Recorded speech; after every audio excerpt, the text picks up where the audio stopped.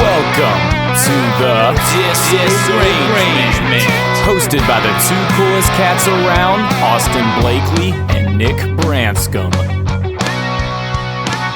Prepare to get disarranged. Howdy, everyone. Welcome to the first episode from the Disarranged studio down here in my basement, the man cave. Whoop, whoop. And this is your boy Austin, and I've got a guy Nick here. Hey now. He's our friend, our buddy, our pal. Consider me co-host. So since this is podcast number 1, I kind of want to establish that we just immediately asked Nick how he's doing. So how are you doing, sir? I'm doing well. I Well. did have a good day today. That's I did good. make one little error involving the groceries. Oh yeah, you was telling me about that earlier. Yeah. This is a good story. Yeah. And I don't know how many people. I feel like this would be an easy thing to do, but maybe it's not. Maybe I'm just really stupid. But so I go to the grocery store at like 2 p.m, and I get home at like 2:30 from the store, and I have to go give guitar lessons at 4. And I also, but in the interim of the store and guitar lessons, there was another thing that I was trying to get done, or not get done, but at least kind of get started on and work on. And so I was so caught up in that. So anyways, I do that, and then I go to my lesson. Lesson ends at 5:30. Lessons end at 5:30. Yeah.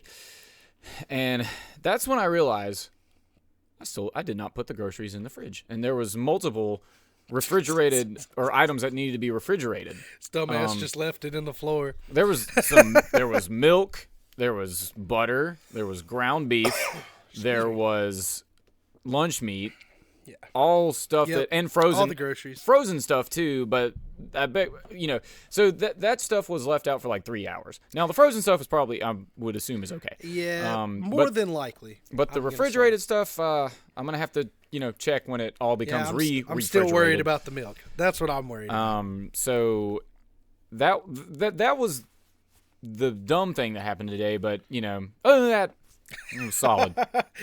Other than that, great day. Other great than that, day. good Perfect day. Yeah, a good Monday, I would say overall. Well, that's really, really good. So basically, what we want to do is I want to kind of establish this podcast as a variety podcast. So we're going to talk about very many things today. It can veer off into left field. Hopefully, we'll kind of keep it on track. But we probably should say who we are at least and explain who we are. And why you should listen to this podcast. why it even should be a podcast. Or why you need another one of these podcasts. So do you want to start or you want me to start? I'll let you be the guinea pig on this one. Okay, I'll be the guinea pig. So my name is Austin Blakley. The reason we've started this podcast is we've noticed, me and Nick both have noticed, we've had very, very long conversations. Very, very good, productive conversations. Some disagreeing, some agreeing, but productive. Mostly agreeing, actually. But and I think that's another thing I want to touch on. But mostly agreeing.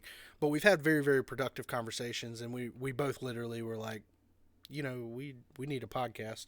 These have been really good conversations, a lot of good information, things like that. And everyone feels good leaving that conversation. So, anyway, so basically, I as a person, I've been a musician for longer than I haven't been. Like Nick, I teach music. Let's see. I like doodads and bullshit. I'm a nerd. I'm a nerd at heart. You're a big video gamer. Yeah, I'm a nerd at heart, and when it comes to video gaming, it's more of a time thing. So if I've got time to do it, I do it, and I enjoy myself. If I don't, I'm not one of those guys that's gonna like run off and play Call of Duty and ignore all of his And you all have, of the things he needs to do. you've also been doing a lot of graphic design here Oh lately. yeah, here lately I've been doing a lot of So graphic any design. of you bands or businesses out there needing a kick-ass logo for your band or business or whatever other venture you're getting into, Austin Blakley is the man to hit up. Or as his business name is, A. Blakley Productions. Yeah, I think that's what it is right now. I might eventually have some social media for A. Blakley Productions, but until then, just hit me up, Austin Blakley at Facebook. You can just hit me up on Messenger, or, send me an email or whatever. And Blakley also puts out really fun and awesome YouTube content when he actually uploads to YouTube. I haven't in a long time. Yeah. That's something. I wish that you would might get become back into it, though. A new venture. Yeah. I've always wanted to. I want to do YouTube consistently. I get into it and I start doing it and I'm going, there's just not enough time in the day. Like it fucks with me. Yeah. So hopefully that's something we can go into, and this podcast too, if you're listening to this on some sort of other source that's not typically your normal, we're going to try to get it out to everywhere possible, including YouTube. But anyway, so I'm basically just a 20-year-old man that likes to have a good time. I like my dog, I like my music, and I like my video games. I do like skateboarding. I need to get back into doing that. And I'm not like a big trickster or something. I'm actually a very, very, very overweight man. But I love just carving. I was going to tell you. I was going to tell you actually that you look a little thinner. I probably do after COVID, bro. After COVID, I didn't eat for a while, but I had been working out, prior to that too. So I'd probably lost some weight then too. But I'm just now feeling good enough to where I'm gonna start my regiment back up. I've already. This is an interesting thing to go ahead and say that I do DDP yoga just about every day, at least 15 minutes. That? So DDP yoga is actually like a variation on yoga. It's basically what it is. So it was invented by Diamond Dallas Page, the wrestler. Oh, okay. Do you know who Diamond Dallas Page is? I'm aware. He's been in a couple movies. Yeah. And is the Diamond Cutter. He did the DDT. Okay. But anyways, he basically has taken yoga and altered it in so many different ways that there's no excuse. I'll be completely honest with you. There's no excuse that anybody couldn't do this. There's sitting variations. They're workouts for in your bed. Oh, wow. Like to do as a wake up. Like just to get your body right. Dude, I need that because I'll be waking up in the morning and like, okay, I need to get up, but I end up, browsing my phone for 20 minutes. I can teach you, man. Okay. It's I after this podcast, I will teach you how to do it. It is very, very quick. Okay. I actually do it in the floor. Oh, gotcha. And I find more success in the floor, but I think the idea behind it is not someone necessarily like you or me to be doing this. Like, well, I mean, someone like you or me to be doing this, but generally it would be done on a flat surface. But you can do it in your bed. Let's say if you're, if you're older, if maybe you have a lot of joint issues and waking up in the morning takes 30 minutes, some of this you can do in your bed. So, but the idea behind it is it's got some similarities to yoga, but I find if I do it on the floor, like I do it after like my first break at work. So like I'll let the dog out and then I'll go get in the floor and just do it. And a lot of the times my back pops. And it's unintentional. Like the idea is not to pop your back. But it just lets me know that I was misaligned. You know what I mean? Like something was wrong, and then doing that on the flat surface, it brings some things to light, like pains I didn't even know I had, just gone away. Just completely gone away with it. My mood's better. That's the big deal. Mood and determination with it. Like you just overall feel better, so you're just going to generally do more things or push yourself harder every day. And so if you feel better, and sometimes you don't even realize you're feeling bad because it's become normal. So I think that's the biggest thing about DDP yoga is more of encouragement. It's helped a lot of people, get through drug abuse. It's helped them get through rehabilitations. He's rehabilitated some veterans doing this. Something just as simple as yoga. Yeah. Well, and it's not, when I say yoga, I don't want people to think that like this is exactly yoga, like we're, smoking weed and trying to levitate over the pool. That's not what we're trying to do. It's just literally the weirdest thing. I'll be completely honest, and yoga may be the same way. I've heard hot yoga's this way, but I don't know about normal yoga. Just doing yoga in these stretches and things like that, you don't realize how high your heart rate starts to get and how much you're working when you're really, I'll be honest with you, in reality, you're doing nothing. Like all you're doing is stretching. So there's no there's no running in place. There's no jumping. There's no real activity, but the stretching and the breathing is doing something and it's burning calorie. And so I at least do 15 minutes of it. Generally I do the wake up workout, and then I'll do a couple rounds of just a quick workout throughout the day.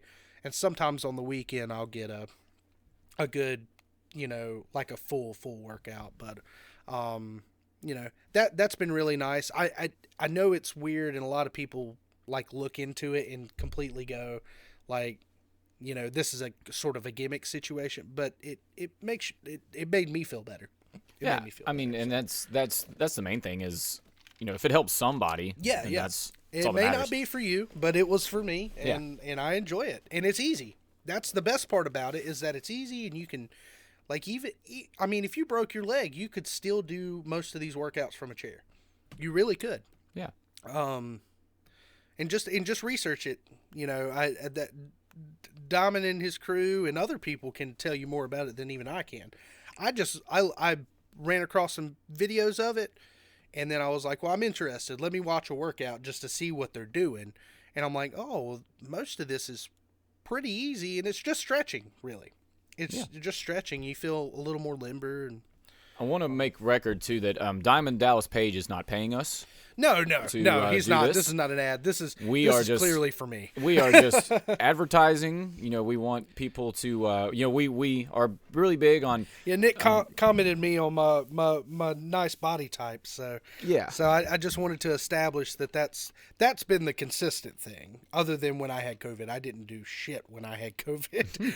But even when I was not feeling too great after COVID, I was still able to do these workouts. Yeah. And then I'll get back on to doing cardio and my normal push-up, sit-up regimen and all that stuff. I know the recovery period, especially after dealing with something like that, I mean, it probably takes a little bit to get into the full swing of things again. I just recently got my full smell back. I don't have my full taste back yet, but I just recently got my full smell back. And nothing seems to, because when I had COVID, everything smelled like BO. Everything smelled just absolutely awful. It just smelled like either burnt or BO. Like just a bunch of sweaty dudes in your house or something like that. And that's just not fun to smell all the time. But it didn't matter what you smelled. You could open, you could bake a cake and it'd smell like it. Like it just didn't, I don't understand. I think Yankee Candle Company is lying. This does not smell like. This is not oven pumpkin. No, this is not lavender. This is not lavender. This smells like shit. That's pretty much what it was like. It just didn't matter what I smelled. If it was strong, it smelled like BO. So I just noticed like that the intensity is gone. So like stuff, I think if you want me to be honest, I think my smell is stronger than it was. Before either it's stronger or you're just more sensitive. Yeah, maybe to smells now. I'm very sensitive because my mom got the dog groomed. Mahjong, the new dog, which I don't know if you got to meet. No, I have not. I got to meet the Mahjong yet. No. So she's kind of doggy sitting, if you will, but on a potential long-term basis, we don't know. But Mahjong is a 15-year-old Pekingese. So he's very old, but he just got groomed today. Oh. And he came back smelling like, in my mother's words, he came back smelling like a French whore on Saturday. No offense to all you French prostitutes or anything like that, but that's what my mother said. Why does your mom know what that smells like? And it was it was just hilarious when she said it. It just, all you could do was laugh. But when you smell him, he smells like perfume and baby powder is what he smells like. And the wind was coming at me. We were outside. And it was just like, it was killing me. Huh. Like, it was just up in my face, and it was just like, whoa, whoa, whoa, whoa, whoa. Huh. It was just super strong. Yeah. That's the main, they just put too much of whatever they put on him. But he is all groomed up and looking nice. So he's an old man, and he's got his own problems. But, you know, he's adorable, you know, and he's so ugly, he's adorable. That's the best part. That's the best part. I've been calling him Master Roshi after, Dragon Ball Z, there's a guy named Master Roshi, and he's like, I don't know, like 200 years old. That Pekingese is 15 years old, and their whole life expectancy is like 13. So, you know, and he's alive and kicking. You know, his back end's about to go out, I think, but he wants to move. He wants to. Well, that dog has lived a good life. Yeah, he's had a good life. He lived most of it in Florida, evidently. Oh, okay. So we're just kind of doing it as a favor to a family friend, but Mama decided to take lead on that. And, of course, she has to take him up and down the stairs. So it's made her more active, and she's been a little more sore here recently. But other than that, I think she loves his company. You know, he's a good boy. So, but anyways, that's basic. Not to get too bar talk, but, you know, basically me, I'm a geek, I play music, and I've done it for a long time. And I've played video games, and I've done that for a long time. Also do some video and photo editing, so hit me up if you need that. Nick, tell us about yourself, just so anyone that hasn't met you that's listening kind of knows what you're about. Well, much like Blakley here, I'm a musician, first and foremost. Didn't really know, you know, that when I was a child. That I had that ability. Yeah, I don't think either of us knew. Like, I was like, but I think I can do this? I think you've been playing longer than I have. But I started when I was 8, but I didn't get serious until I was about 10 or 11. Yeah, somewhere around there. It was actually kind of the same thing for me. I think my dad got me a little mini Epiphone guitar. You know, I was like 8 or 9, and didn't quite have the focus or the energy for that yet. But it wasn't until about age 11 where I randomly told him one day that I wanted a guitar, just out of the blue. I mean, it was just completely random. Yeah. And lo and behold, I found out that I had a major passion for it, for the guitar. And that's how it happens. This is how it happened. Just kind of went from day. There. Started learning every Green Day and AC/DC song that I could. I found that interesting because I started out playing bluegrass, and I think that was mostly what stopped it for me. Like, so I was playing bluegrass for like 2 years, and it was pretty good. I was pretty good at that time, and then I was just like, and then I kind of picked it up here and there, and then when I got an electric guitar in my hands, that's when that's when I was like, oh, this is what I'm supposed to be doing. The rock and roll hit your soul. Not that I don't like bluegrass and playing acoustic music now. That's not the case. I have a lot more respect for it now than I did, and I've been practicing a lot more on that sort of stuff. But the electric guitar did it for me, man. Yeah. That sealed that deal that I was going to be doing this for the rest of my life. Yeah, I mean, you know, it's just there's a certain feeling that you get when you're playing a open chord, you know, and you got a bunch of distortion going through the guitar and all that. But I spent all of my middle school and high school years just doing that. I didn't party much. I was kind of a can confirm he did not do that. Did not do that. He did not party until he started hanging out more with me. A little bit of a loser. I would go home and just play guitar and then go to sleep and actually have like perfect attendance. Loser. You had perfect attendance. I had perfect attendance at school. Not that I wanted to go. I just was like, what else am I going to do? Yeah. I mean, you just but you had your priorities straight at least. So, I mean, you wasn't out doing drugs or anything. You was either making money or playing music, and that's fine. And I went through a really weird period after high school of like trying to go to college, but being like, I hate this. You and me both, buddy. I cannot stand this at all. I did it for a year and a half. I changed my major probably 4 or 5 times, and just could not for the life of me figure out why I was there. So, then eventually I just decided, well, I'm just going to, I know that I was, born to play music. That's what I was put on this earth for. And so I just decided I'm just going to keep trying that, and maybe not necessarily try to be a rock star, even though that would obviously be great. But, I worked some day, so I kind of dropped out of college, worked some day jobs. And then a few years ago, I was finally able to, I had started teaching guitar kind of seriously. I mean, I've been teaching guitar ever since I was like 16 or something, but like actually to be real serious with it, I started teaching guitar back in 2018. And I was able to, over the next few months, I was able to build up enough clientele to be able to quit my day job and just do that. And occasionally, and I would, play these acoustic gigs, solo gigs too, that also are also paying. And I just figured I would do that.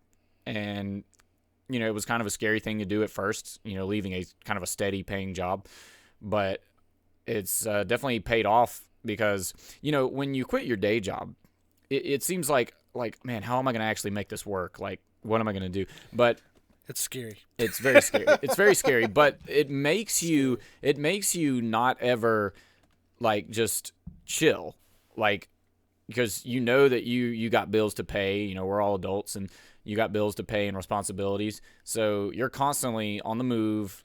So you either sink or swim, basically. Is Right. What you're saying. Yeah. So it's either sink or swim. So if you're quitting your day job and you're determined to not go back to that, then you're gonna do whatever it is you got to do to make this work. And that's basically what I've been doing the last few years. Not anything illegal, Nick. We can't do illegal things. Well, I mean, selling yourself on the curb, Nick. You didn't tell everybody about that. I'm just kidding. Hey, look. He's not a prostitute. Look, like I said, I got bills to pay. Business help is coming from Nick for sure. So, and I play in multiple bands, and one of the bands I play in is a band called the Terrible Twos. We're a classic rock cover band. I play in with my dad and 2 other guys that are his age. They're in their 50s now, and whenever we're introducing everybody in the microphone, we have a member in the band. His name's Dave Barker. His thing is, shout out to Dave. Shout out to Dave Barker if you're listening. He'll go in the mic and say, "This is Nick Branscombe, male prostitute, but all around great guy." But all around great guy. So, but yeah, excluding that, yeah. And now here recently, I've gotten into multiple business ventures besides just doing teaching and playing solo gigs. You've been out there, man. You've been spreading it. I've gotten into photography. I've gotten into doing jingles, which is kind of leaning me into videography as well, because these days, it's not all about just being on the radio. With social media being a thing, everybody, wants some video representation to go along with their jingle. You got to share it and stuff. And stuff like that. You want people to see your product. So I've become quite the, or I say entrepreneur. I'm absolutely one man entrepreneur. You're doing all the work yourself too, which is even more insane. Yeah, you're not pawning it off on anybody or anything. Not yet. You're not. Well, not yet. But what I mean by that is you're not just taking money and putting it somewhere and hoping it grows. That's not what he's doing. He's literally building businesses from the ground up, and it's working. Yeah. Which is awesome. Oh, I wish I had the capital to just buy an existing successful business already. Yeah. But unfortunately I'm not at that point yet. I wouldn't do that. What you're doing's working. It's just of course you build it from the ground. For anybody that is questioning whether or not to quit their day job to go into freelancing or something like that, I'll tell you right now, if you work hard and put yourself out there, push yourself really, really hard. I make more money now than I ever did working a day job, which most of my day jobs were kind of dead end day jobs, but I make just as much as kind of I would assume you probably technically make more than I do, I would say. But potentially, but I wouldn't. No, actually, I think I've done the math on how many students you told me you had. So that's not to count any gigs, and I think you made a similar number to me. Yeah. which is saying something. Right. So not that I make a whole lot of money, but So just saying, don't, if you're trying to get out of that day job as badly as you can, just be confident in yourself and tell yourself that it's going to work, and it will. And that leads us to 2022, and that's me. Just musician that's turned into kind of an entrepreneur. You're all in on just being successful, man. Yeah. Which is a good way to be. Now I'm getting into the podcasting thing now we're, too. Now we're getting into podcasting. We're definitely not making any money at this yet. Spreading them thin. Yeah, the money hopefully with this will maybe come a little later. I mean, Spotify is bound to hear this and reach out to us and give us the same deal that they gave Joe Rogan. Exactly. When they hear our awesome content. But I'll be honest with you, it's not that I'm looking to make money from this or anything. I mean, but if I did, I'm not going to complain. Hell no. I'm not going to complain. So that's up to y'all. This would actually be the ideal thing for us to make as our full career, because this would be literally all we have to do. This is what we want to do anyways. Yeah. I mean, we're going to go do it on the couch whether we're here or not. Right, exactly. You know, it's going to happen. It was like he said at the beginning of the pod, me and him have had a lot of deep conversations when we did multiple subjects too. Like, just that's kind of why I was thinking the variety cast would be a better way to go, because a lot of the times, like especially here recently, it's been football talk because we just concluded a season. But at the same time, there's just so many times that I catch us in a conversation. It's like, man, I don't talk about this shit with anybody else. And unlike the podcast, we're in those instances, we're not even like trying to bring up topics or content. Like it's just happening. It's just happening. It's just happening. So why not record it and throw it on the internet? That's why this became a thing in the first place. So there you have it, guys. That is the Disarranged. That's the whole podcast. That's the whole podcast. We're done. No, don't leave yet. We've got plenty more for you. So speaking of our first subject, and I don't know where to go into this. I think we'll hit kind of, because we obviously have to talk about football. There's been stuff going on. But I think that kind of needs to be a kind of a mid-cast thing. So if you're here for the football, hang out with us. I promise you will get it.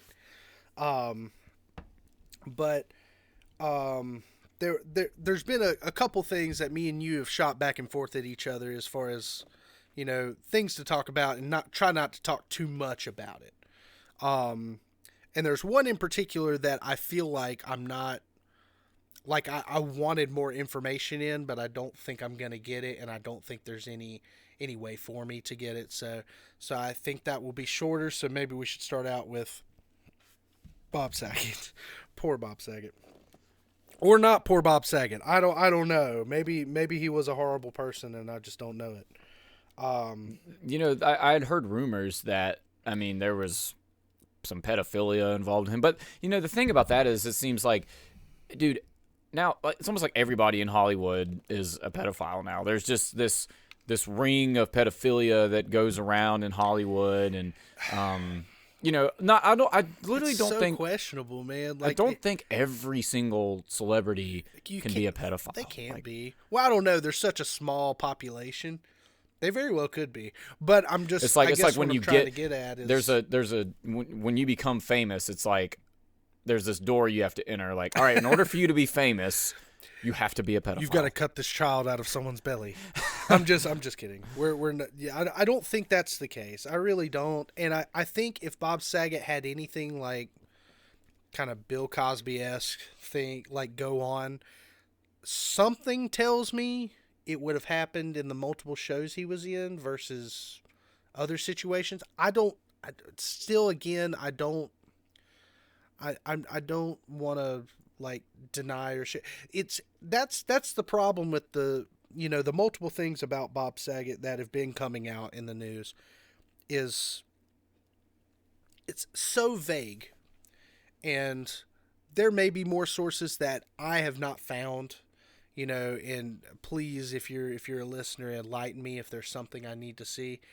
But everything I've gotten info on has been so vague. So there's report of someone, basically people stating he was a pedophile, and it was theorized that that's why, which is what I'm going to get to, is, obviously his death and, the coroner report and things like that have any further information about his death has been absolutely shut down. And if it is released by any portion, whether it's governmental or, personal people who know information that are leaking information, things like that, they're basically going to be sued by the family.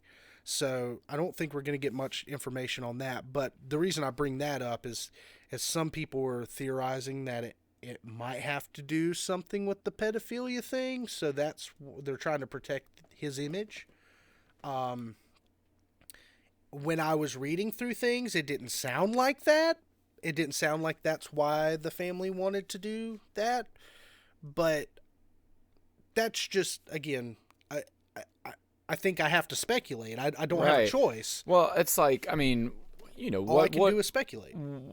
What are they trying to hide, really? Yeah, and from the information that I've gathered, is I don't think they're necessarily trying to hide information.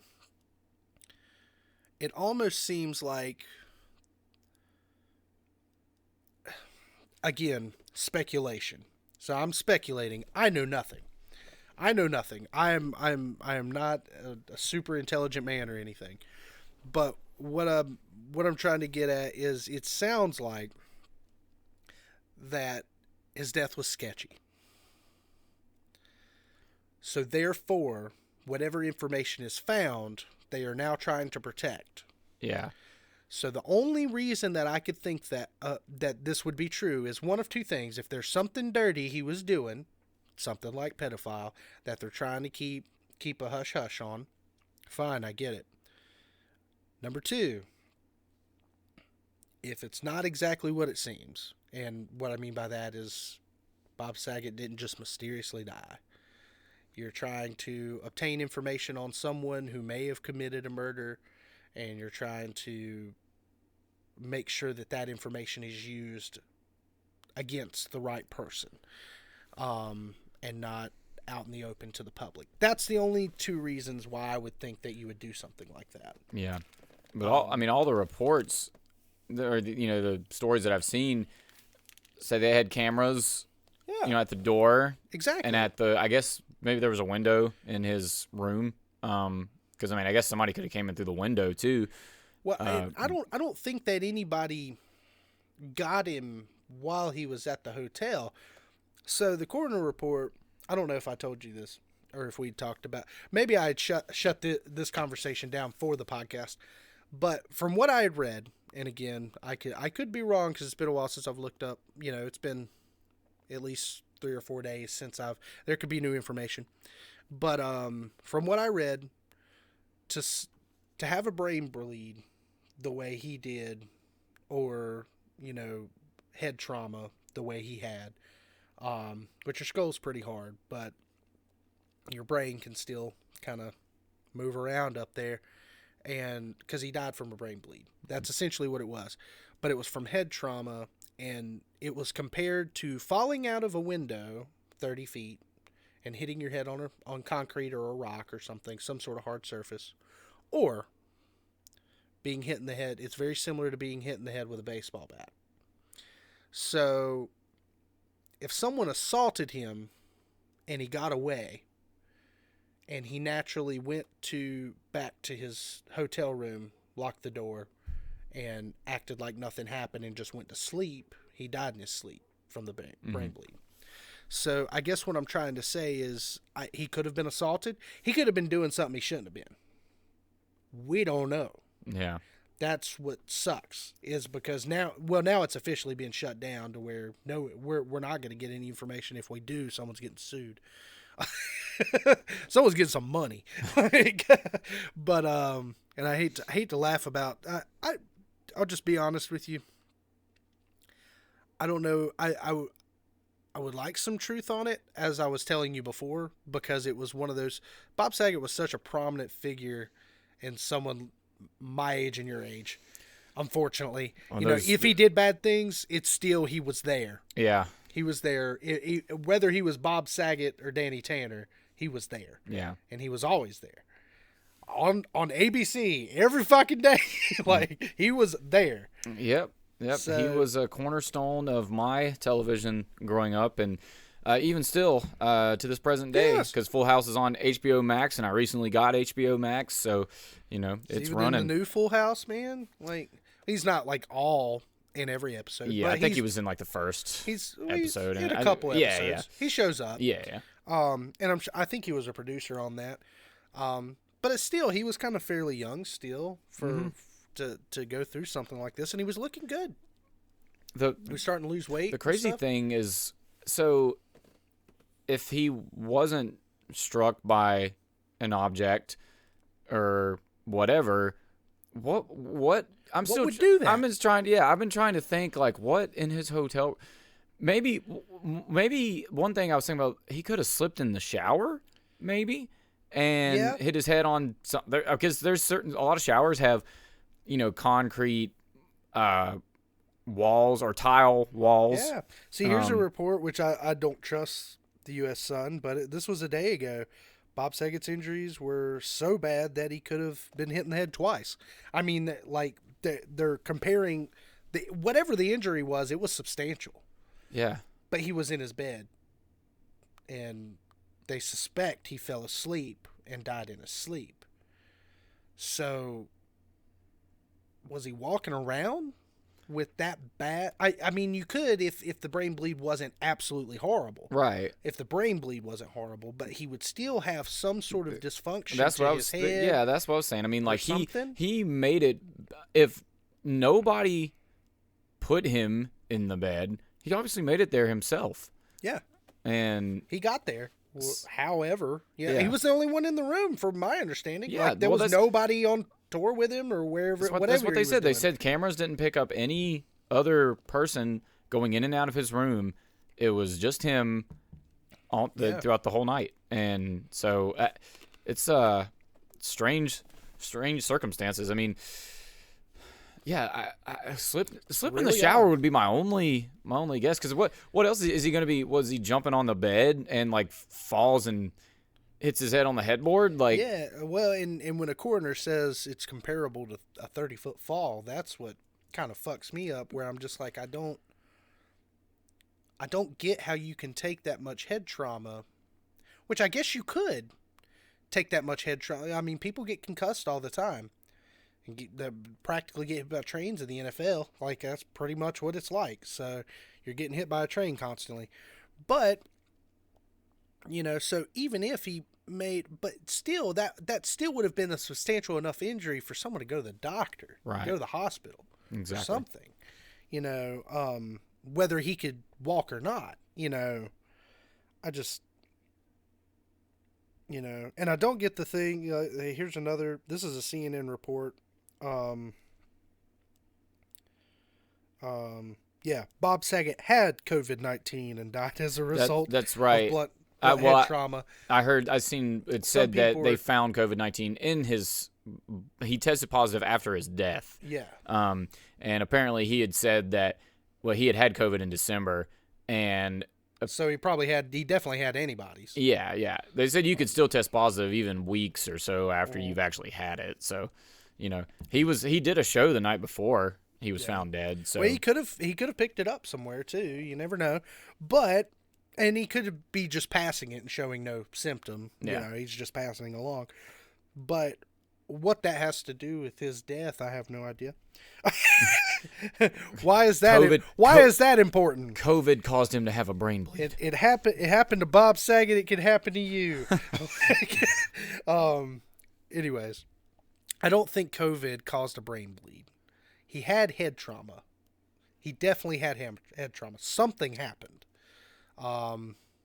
As to what, we may never know. Anyway, so that's why I wanted to get that kind of out of the way, just because there wasn't enough information like I thought there was going to be. Yeah, and we're curious because, like he said, Full House was on a lot when we were kids. America's Funniest Home Videos were on a lot. Exactly, America's Funniest Home Videos. I just want to say that he made a good impact on my life. Yes. You know, if we learn that there's some demons, I'll be honest with you with the whole Bill Cosby thing.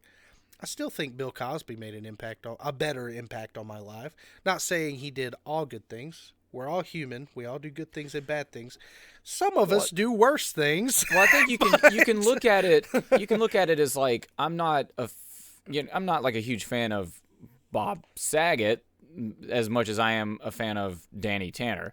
You know, Danny Tanner was like an ideal, family dad who, obviously went through a traumatic experience in the show and, pulled his brother-in-law and his friend together to help, raise a family. And, that's there's something to be said for that quality in a person. Yeah, it definitely teaches you some things. Now it's, as an adult, it's not that I've just seen them all, like every episode a million times, but it's like I understand it's very predictable, and it was different when I was a kid. Yeah. It did different things for me than when I've been an adult. But yeah, it definitely taught good traits, I felt. I felt like they tried to keep it good and clean and interesting and comedic enough, to kind of keep both messages. Right. We want to be funny, but we also need that last scene of every episode. It's the heart to when heart. you get the sad music and the heart to heart. And it's like, I want my kids to feel that way. Yeah. When I'm getting on to them or something like that. Like I want to have that moment versus terrorizing 3-year-old just like screaming no and hit me in the face. Which has happened before. Punted across the room. Yeah. Kid, get out of my face. But anyways, but even personally, I liked. I'm weird when it comes to stand-up comedians. I liked Bob Saget's comedy. A lot of people didn't. I like how blunt and stupid it was. Like he was.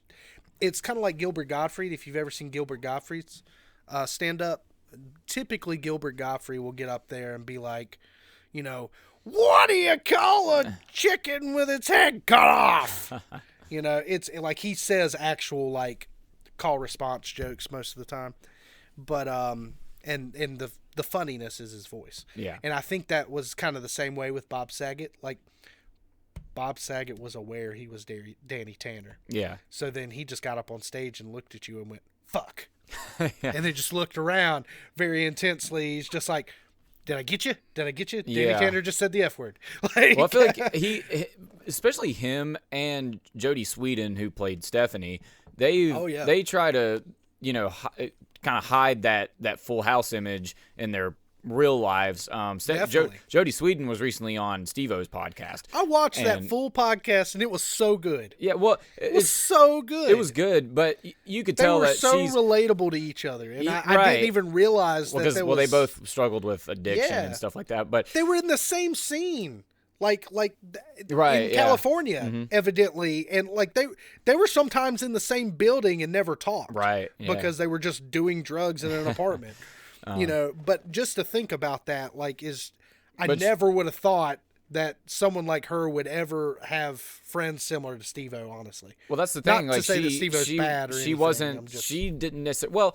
She had a pretty clean image through Full House. I think it was after Full House where she started going through all that. But even on the podcast, I mean, she's clean now. But on the podcast, she cusses up a storm all the time and stuff like that. You can just tell she loved her time on Full House, but she wants everybody to know that she was an actor. I'm not Stephanie Tanner. Yeah. I'm Jodie Sweetin. Yeah, she was an actor. Which I don't know. I really don't know of anything else she's been in.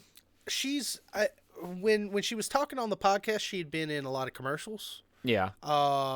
She had been in another show after Full House, and I can't remember the name of that show. She said it.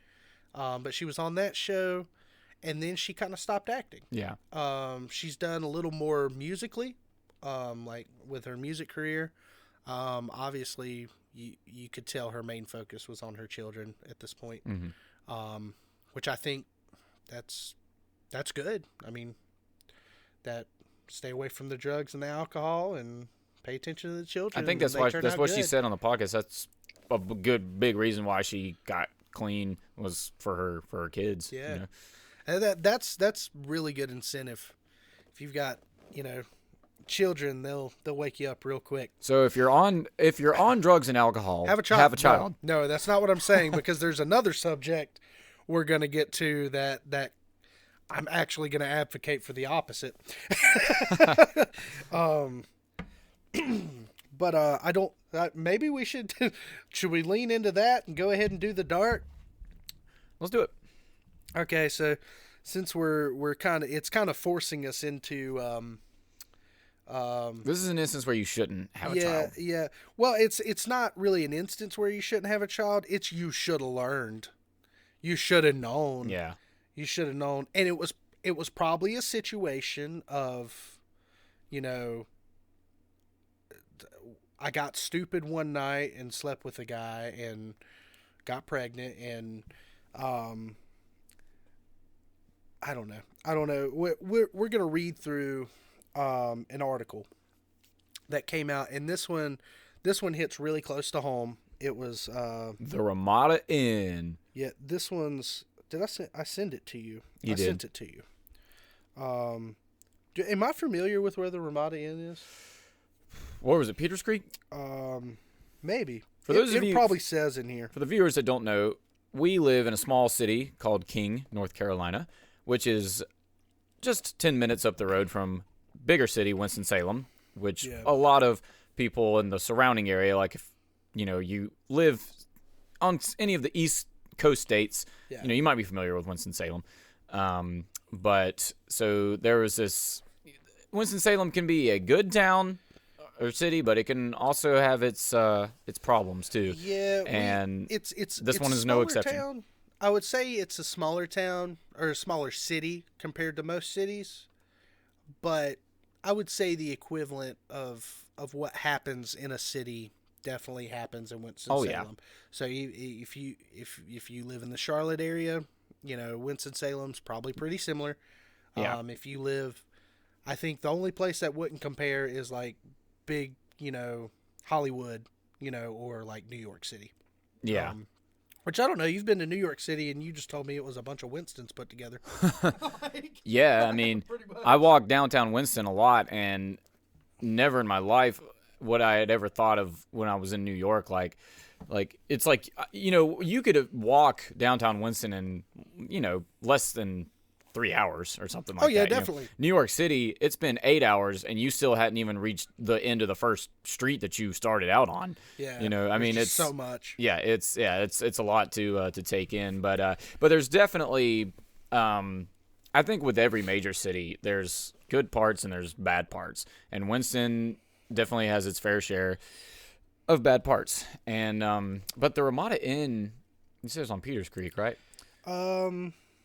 Yeah, let me confirm that real quick. I do not like Peters Creek Parkway, just for the record. I don't think any part of Peters Creek Parkway is a great part. Actually, we'll just go through this and kind of read more detail. I'm actually going to read some of this article and stop, and we'll just kind of conversate about it. But basically, the reason why this hits close to home is because it's a Stokes County lady. That's the chair. Damn it. It's a Stokes County woman, and basically she was sentenced.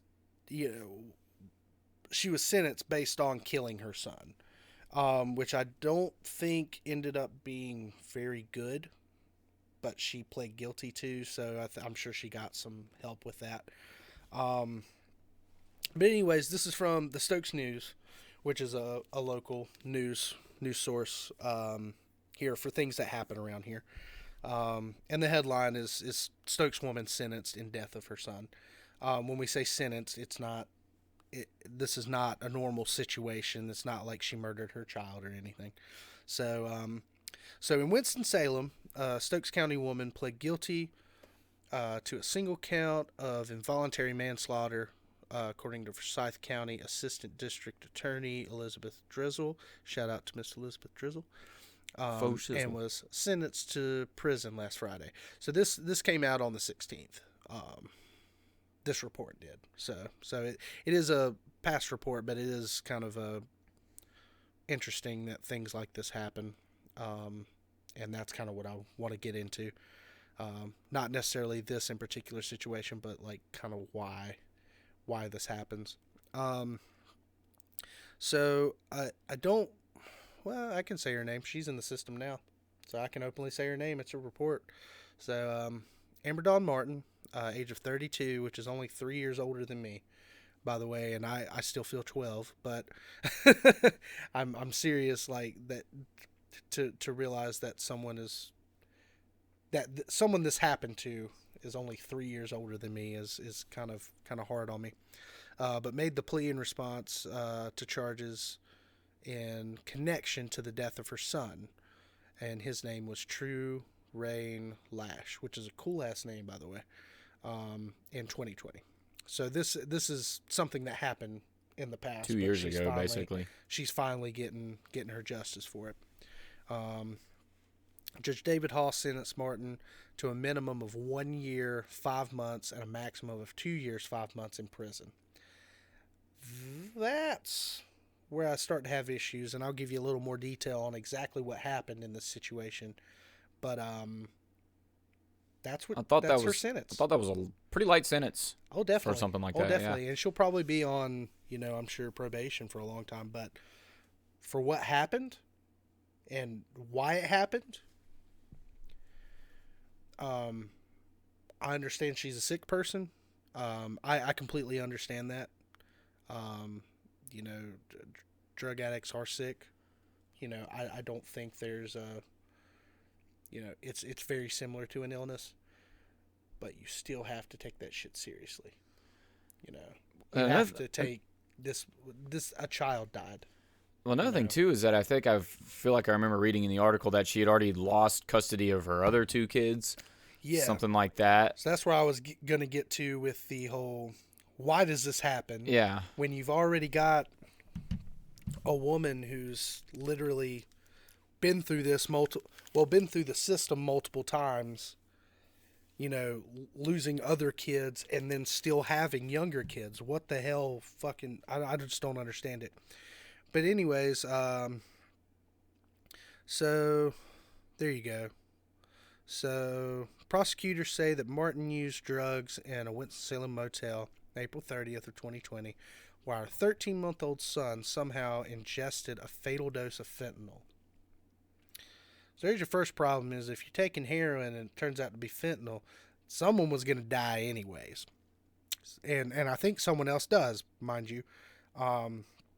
Martin and the boy's father, Eric Donnell Lash, which I guess he's kind of in the system too, so I can say his name, were renting a room, in the Ramada Inn on Akron Drive. Akron, okay. Yeah, I honestly, I don't know where the Ramada Inn is, but Akron Drive is, no offense to anybody who lives on Akron Drive, there's a lot of great people. I lived over there for a good extended time. Met actually a lot of cool people just going in and out of gas stations and stuff like that, but it can get kind of sketchy over there. Oh yeah. Especially in the middle of the night. So they were obviously in a not great area doing something they shouldn't have been doing with a child around, which is what pisses me off even more. The article said that someone couldn't have watched this kid while you're off doing drugs. They said that he ingested it. But they're using syringes, right? Oh yeah. So how does he ingest it himself? So they get a little more into detail as to what happened. Or a 13-month-year-old, sorry. Like, how does a 13-month-year-old ingest fentanyl on his own? Okay, so you think about this, Nick. I'm gonna go ahead and throw this out there. What do babies do? They get into shit. Okay, Yeah. So let's say he got into shit. He got into shit and found something. What else do babies do? How do babies learn? There's 2 senses. Doing well. Well, they use all their senses, but 2 main senses, honestly. Taste. That's one of them. That's the biggest one. Yeah. And touch. Yeah. So he got into shit. He touched something and grabbed something probably, and then he tasted it. Yeah. He put it all in his mouth and swallowed it. Funny story about things like that. Babies learn by putting their mouth on things. That's what they do. I'm pretty sure. I think it was Cody that was telling me about the story. So my buddy Cody, shout out to you. Not to tell your Cody Ball. Not to tell your funny story that you probably would have told yourself at some point. I'm gonna tell an equally funny one, so you don't feel quite as bad. But I'm pretty sure that dude, when he was younger, ate a whole pack of cigarettes. I mean, kids just do things, and you don't really know why. It just kind of happens. Did they taste good, Cody? I don't think they did. I ate cigarette butts out of the ashtray, so that was me as a kid, because I could just reach up, handful, and I put it in my mouth and was immediately just not happy. God, that sounds like the equivalent of like taking your dad's spit bottle or whatever drinking it and or drinking something. it. Yeah, I've had, when I used to use mouth tobacco more often, I've done that a couple times, grabbed the wrong bottle, and it's not fun. It's not fun. So, anyways, that's what happened. Is the baby got into shit. So a lot of the heroin they're using is more like, especially if they're using needles, which in this case they were, is more than likely black tar heroin. And basically what they do is they melt it. And obviously these drug dealers are cutting it with fentanyl, which is killing people, because it's not that heroin is good for you. I'm just trying to say that that's really what's damaging the body. Someone could still overdose on heroin, but I don't think that would ravage your body as much if we weren't cutting it with bullshit and all that stuff. But that's any drug. Anyways, so they melt it, put it in a syringe, and then inject it, which is not something you should do, by the way. I don't advocate for this. So witnesses say that Amber Babe told police that she had went to the motel room that night and saw drugs, which included lines of heroin, which you can snort heroin too. And she saw Martin and Lash snort. So basically they saw Amber and Lash. So it sounds like they weren't injecting all the time. Maybe they were doing an assortment of ways on how they were doing it. Mabe said her boyfriend also uses heroin, and she saw Eric Lash use cocaine and marijuana, which is not abnormal for someone using drugs. They typically use multiples. So around 9 a.m. on April 30th, Amber gave True Lash, which is the baby, milk and a biscuit, and the child had fallen asleep on the floor in the motel. Eric Lash placed True Lash and his older brother on the bed. Oh, True's older brother. I thought it was trying to say Eric's.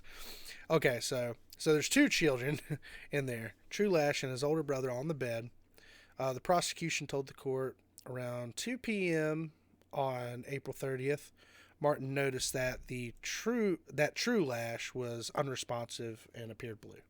So obviously we went down for a nap, and the next time we check on the baby, he's not breathing. Winston-Salem police got there on a 911 call around 2:30, so it only took them about 30 minutes to get there, which I just want to go ahead and say that Winston-Salem is spread out, so it's not just the city of Winston, and there are rural areas in Winston-Salem, so I would have hoped that Winston-Salem police would have got there quicker. Yeah. But that's not abnormal. Yeah. Because they've got a lot going on. There's been a lot of shootings and things like that. It's not abnormal. So, let's see here. Martin and Eric Lash were already doing CPR on their son until the police and paramedics arrived. True Lash was pronounced dead at the scene. So, it was pretty much a done deal by that point, by the time they got there. Yeah. That's probably the worst thing about reading that article. It's just like there was no hope or anything like that.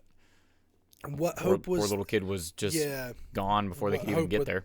Exactly. What hope was there was the kid, really. That was the only hope that was in that bedroom, is those children. I feel so bad for that brother too, having to grow up after experiencing something like that. Anyways, so Giselle said both that Martin and Eric Lash told police that there was no way that their children had any access to drugs. True Lash's brother showed no signs that he had ingested any drugs. Mabe, however, told police that she had seen True Lash going through different parts of the motel room, meaning the kid was walking around, maybe he couldn't walk yet, he was crawling, I don't know. Police seized several used and new syringes, as well as other drug paraphernalia from the room, residue on the syringes, and the drug paraphernalia tested positive for fentanyl. So meaning he overdosed on fentanyl, and they had stuff that they were using fentanyl through. So there was fentanyl in the room, is what we're trying to say. And if they were just casually, snorting lines of it off of tables, and if they left some, that could have been how they did it. I have no idea. But a child shouldn't be, nobody should be anywhere near that. State Medical Examiner's Office said that True died from fentanyl toxicity. Fentanyl is a synthetic opioid used to treat severe pain. So, again, not to say that you can't medicate for certain reasons, especially cancer patients using heroin and things like that. If you're in that much pain, of course, if there's no hope, might as well live out your days feeling okay. I get it. These were 30-year-old people, 30-year-old parents. Still had their whole lives ahead of them. And children, man, that also had their whole lives ahead of them. Yeah. It's when I saw this, I was like, I feel like we need to talk about this, but it's so dark that, it just kind of brings down things. But I just want everybody to realize this is not the only case of some shit like this. This is happening. We've experienced everywhere. I mean, you and I have had, mutual friends absolutely that have gone through stuff like that. Yeah.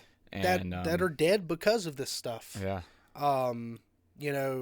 Some more direct than others, but it did play a part. Yeah. It weakens you as a person. And not that you and I have ever been involved in anything like absolutely. that, but we've just known people. Well, I've been accidentally around it, not knowing. Yeah. Because of some of my idiot friends. And they're still my friends, and I care about them. And if you're listening, and I haven't talked to you in a while for that reason, it's for my protection. I still love you. I still care about you. I still want you to do better. I can't do it for you.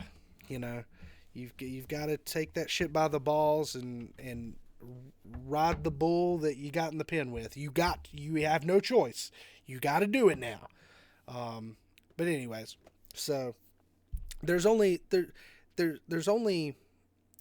so many situations around here that you can pick up like this because we're a small population around where we live.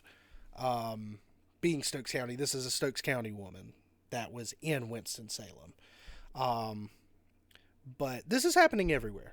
It's absolutely insane that people are willing to put this stuff in their body. And it's such a scary, just thing to think about. It's such a dark drug. Yes, absolutely. And the fact that it is the most oppressive drug. It's like you said, the fact that people are still willing to do it knowing the consequences. I mean, maybe it's one of those situations use an example like the show Squid Game, if anybody's ever watched that show. I have. It's a good show. Yeah, it was pretty good. But these people go onto this, and spoiler alert for anybody that has not seen it, but these people... Spoiler alert, Snape kills Dumbledore. These people go on this game show. I guess that'd be the correct way to word it. Yeah, well, it's not a game show. I guess it's more of just kind of like a hosted game amongst very, very... But there's a very, very, very, very real possibility of you dying in this game. Oh, these games. And after the first game, everybody votes to not do it anymore. The money's not worth it and stuff like that. You know, there was a big cash prize for whoever wins. And they decide the money's not worth it, so they all go back to their regular lives. And then after being back out in the real world where they have debts that they can't pay off and stuff like that, they all decide, let's just go back to this game. Yeah, they realize. So they feel that it is better to just have a really high percentage of dying than to be out in the real world. And I think, you know, some people, you know, maybe drug addicts think that same way. Yeah, well, and I get that. I get that there's, you know, there's things in life too that don't have clear answers. There's not a way to, there's not a, you know, there's not a fix it button. There's not, you know, it gets complicated, and some things, and even some damage that has been done to you, you might have to cope with for the rest of your life. But the point is that if other people are coping and humanity can cope, then you can too. Yeah. And you just need the help. You just need the help to get there, and you've got to accept it. When that's probably the worst part of it. I'll tell you, with my experience with drug addicts, I don't think anyone who uses marijuana is a drug addict. That's just me personally. So I don't consider that any sort of, you know, watch them stop. Yeah, they're kind of bummed out when they don't have weed. Excuse me. But they're a little bummed out when they don't have weed, but it's not, I think, a constant depression or anything like that. Well, I think smoking weed, I mean, it's probably not, at least, smoking it is probably not best for your lungs, I guess. Yeah, but it's not gonna, smoking anything is not the best for your lungs. You know, it's not going to kill you instantly, like, you know. It would never kill you. Right. Actually. Well, yeah, I mean, but like I'm saying, or smoking cigarettes or something like that, it's not going to kill you overnight. Carcinogens, but heroin in its simplest form with marijuana, the difference is it's literally a plant. Yeah. With tobacco, they're adding thousands of chemicals. Right. You know, so that's a little different. But when it comes to like marijuana, freshly off the plant, really the only bad part of it for you is that you're sucking in smoke, carcinogen. So what's the difference in going to a bonfire? Right. That's what I'm trying to say. Yeah. So there's literally, and you're still going to go to the bonfire and have a good time, but you're going to wake up smelling sort of like smoke if you didn't take a shower, and you might have a little bit of a cough. And that's it. And I mean, your bronchitis may be a big deal. You may develop asthma and other breathing issues from it, that may inevitably take your life. That can happen. Right. But in reality, most of the people smoking marijuana, it's safer than McDonald's. So, just saying. I agree. But so I don't really consider that, but anyone that's doing cocaine actively, there's two things you find about them. They're very uppity, of course, because they're jacked up. And they typically have a little bit of money. So with that being said, most of the time they kind of know what they're getting, and they know what they're using, and don't typically have issues. I'll be honest. I'm not trying to say that you should go out and do cocaine.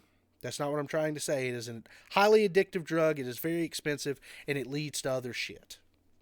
Because you will try to find a high that's just as good but cheaper. That's what you will do. And that's when you take bath salts and you start biting off people's faces. Is what I'm trying to say. Excuse me. But so I'm not saying that that's a good thing. But I'm saying it's a little more manageable. When you get those people mixing it with stuff, completely different story. You know, people have committed murders on cocaine and alcohol. So I'm just trying to say out there. Alcoholics, there are functioning alcoholics. There are horrible alcoholics.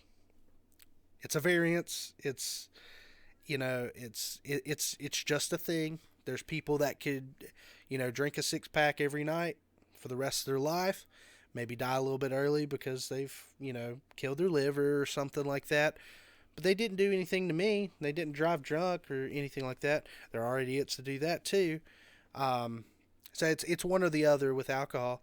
But then when you come to something like heroin, it's very similar to something like maybe crack cocaine or something like that, where it's just so, or meth, it's so false. It's so not real. Like cocaine is pretty close because it's like a 4 or 5 step, process from a plant, but not like meth, not like crack, and not like what heroin is on the street. There is true opioid heroin that comes from a flower, and then there is this shit that's on the street, which is fentanyl, which is a fake opioid, which is fucking killing people, just like bath salts was, and just like everything. Like, what the if you know that, if you just knew that, why would you do it? Why? Yeah. Why would you do it?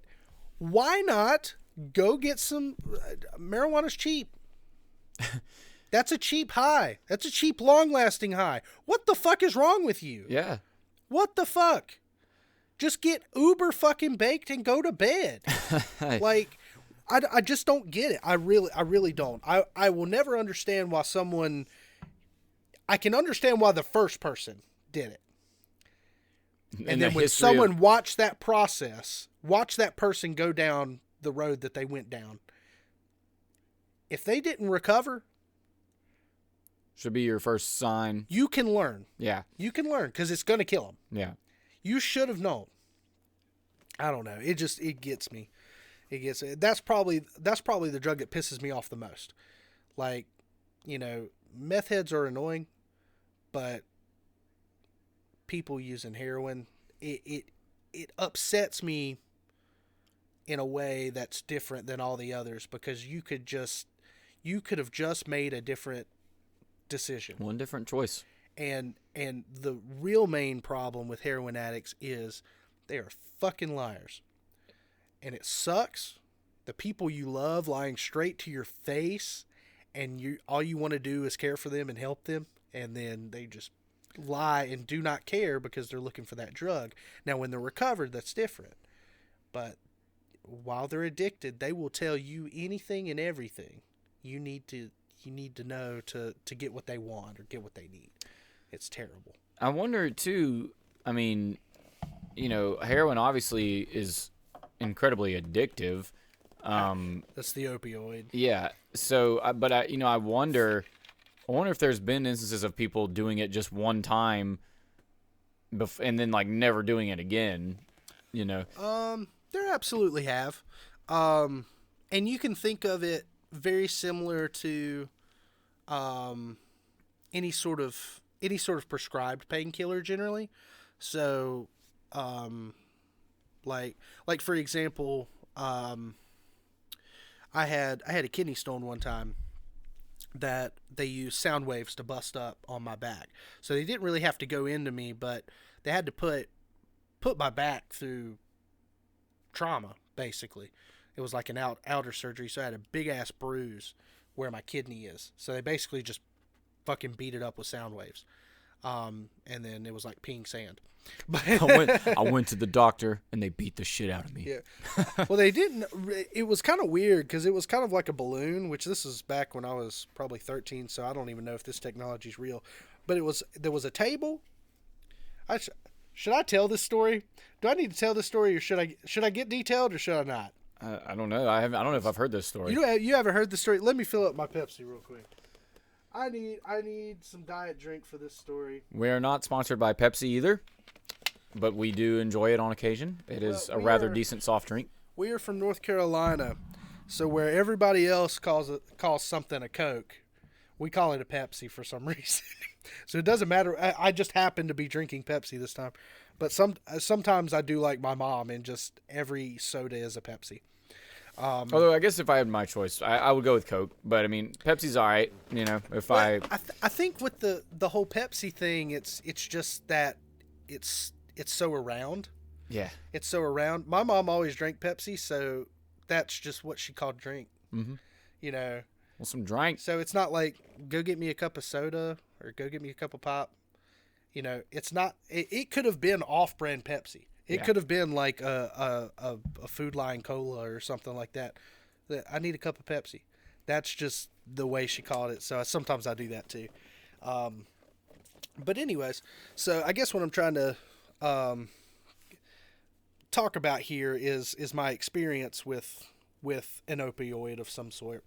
But basically I had that kidney stone, and the most interesting thing is I'm kind of scared because I don't really understand what's about to happen to me. I really don't. And my mom drives me to this itty bitty building in Winston-Salem over near the mall. And, well, like where the hospital is. And it's on Akron Drive. It's like it's not on Akron Drive. But in a back parking lot, there is a very, very tiny building.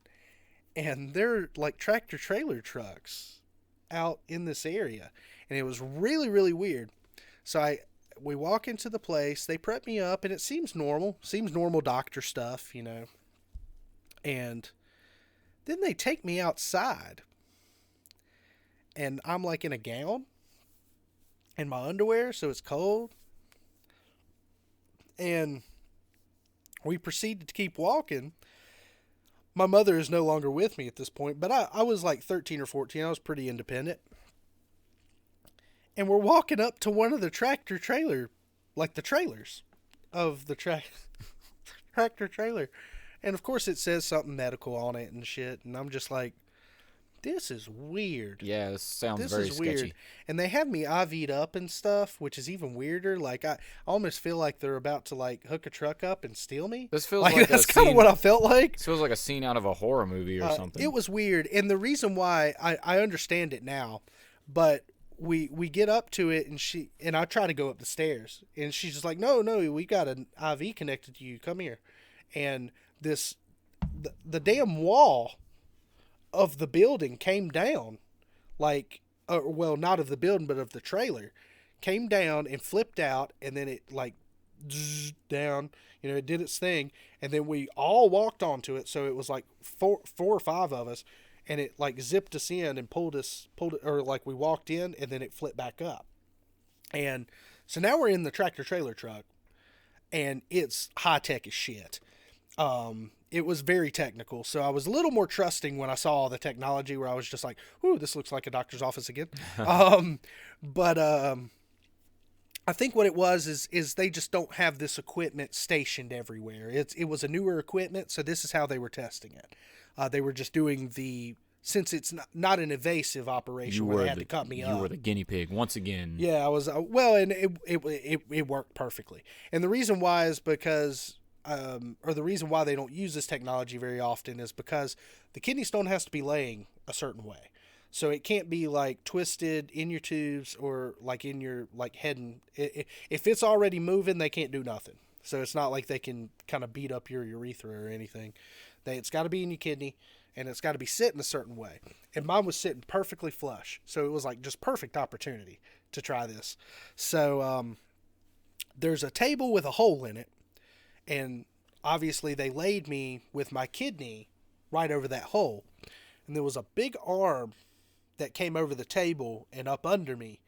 And it had a little like balloon top on it. And the nurse let me feel it and stuff because it was just kind of cool. Like I think she thought it was cool, so she thought I would think it was cool. Hey, touch this. Well, she was just like, and this is what we're going to put on you, so feel it. It don't hurt. And it feels like boobies. I was like, okay.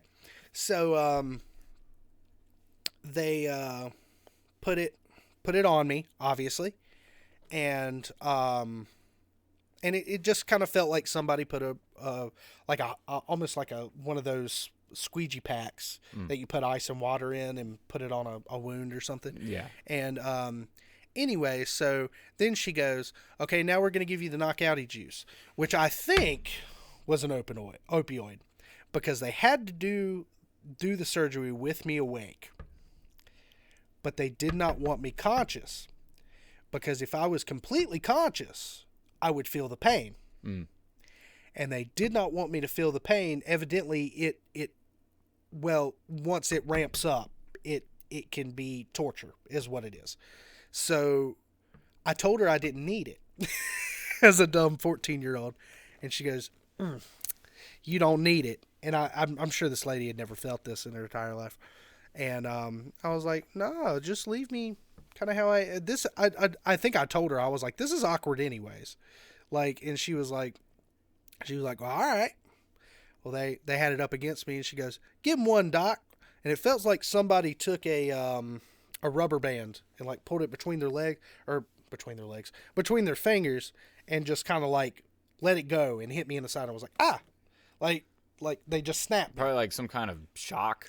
Yeah, I wouldn't necessarily call it a shock. It was a sound wave, is what it was. It was a sound wave. So you can almost think of it like they're using like a speaker water system to push sound into my body to inevitably break up that stone. But it felt like a rubber band hit. Okay, and I was like, well, that's not too bad. And then she goes, "Give him 5," and it went bop, bop, bop, bop, bop. And I was, oh my God. And she goes, "Give me that shit." Well, and yeah, and that was probably like 200 beats per minute. And she was like, "You realize we're gonna speed this up like to a ridiculous amount of beats per minute." Exponentially. Yeah, like it's gonna be a lot higher. And I was like, okay, do what you got to do. And she looked at me, and it was funny because she just went, "Bye-bye." And I was out like a light. And I have no idea. They could have asked me anything, and I evidently was answering, and I had no idea. I was out. I think it was a situation like that. I think they used a medical opioid to do that because they wanted to keep me coherent, but they didn't want to keep me in pain, basically. Yeah. And it made me very, very cold. Whatever it was, it made my body temperature. They were kind of worried about my body temperature. My body temperature had went down. And they got me out of the truck, and my mom was outside when the procedure was over. They got me out of the truck into that building and hot blankets on me for about 30 minutes before I came to.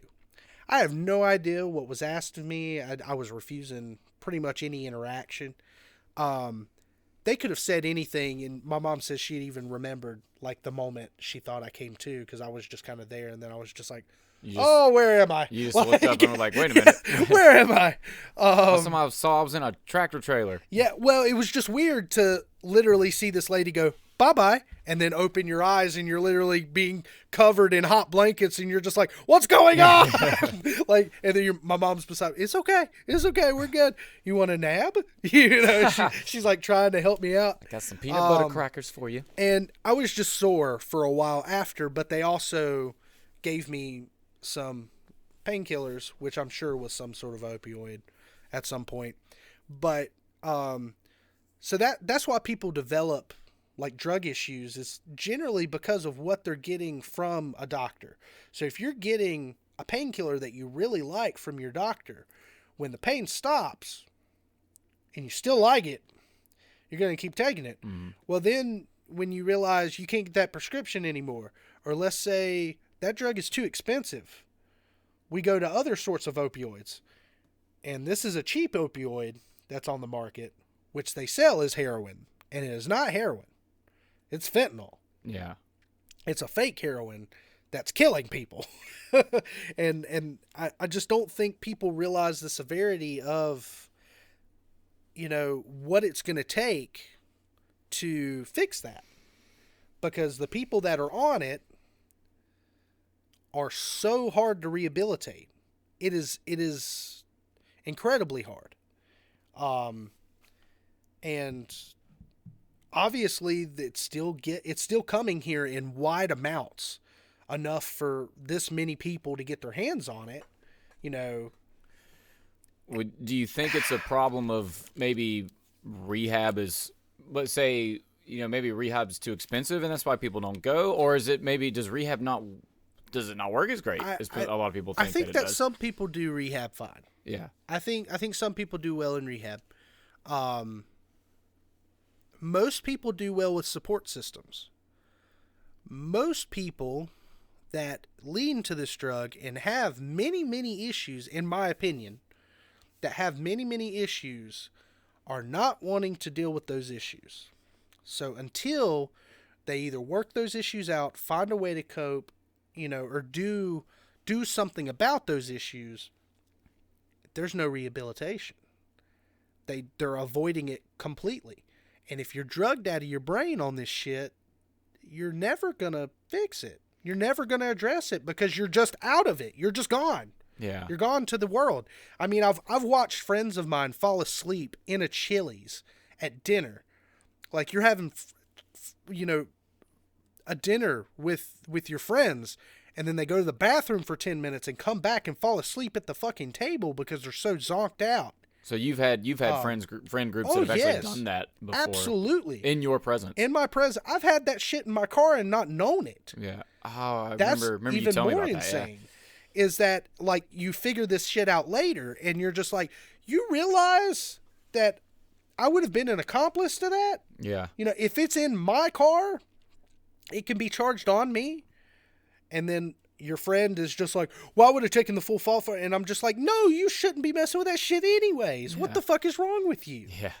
Yeah. So if anyone that I really love, a lot of my friends, most any person that I consider my friend, I absolutely love them to death.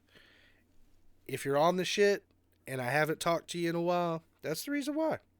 It's because I am not a therapist. I am not, and I love you and I want you to get better, but I have to protect myself. I have to think about those situations when I'm around those sort of people, regardless if I love them or not. Yeah. And I don't feel good about doing it. Don't get me wrong, but like I have a mother to take care of. I have a house and a loving girlfriend and a dog that needs food. Like I can't risk it. I can't risk it for you. Yeah. It's not worth it. Fix your shit, address your issues, work through it, ask for help, get help. That's all you got to do. If you ask somebody for help, they will guide you. They will help guide you, but you have to accept it. You have to want it. And, a lot of times, and my good friend Dylan Joyce, who has a podcast of his own called The Antidote, they're a podcast that, shout out to The Antidote. Shout out to The Antidote. But they're a podcast that was dedicated to self-help and self-improvement. And they had an episode one time that was talking about, it's slightly different. It's not rehab. They were talking about how effective is therapy. Okay. But still talking about people dealing with issues just, of life or whatever. And, his argument was that he doesn't think that therapy actually works. He thinks that your best support system is your family and friends. That kind of deal. And I kind of agree with that too. I mean, to an extent, because, for one thing, like rehab, therapy is going to cost you an exorbitant amount of money.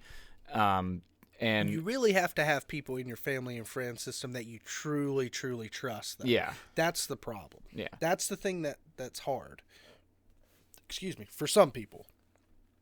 Yeah. In my opinion. And, I guess I'm lucky in a sense that, I have a lot of people I can turn to. Like, if I ever need help with anything, like, I trust pretty much anybody in my family. And, I trust my friends, but I only have like 2 or 3 truly best friends, and my girlfriend, of course.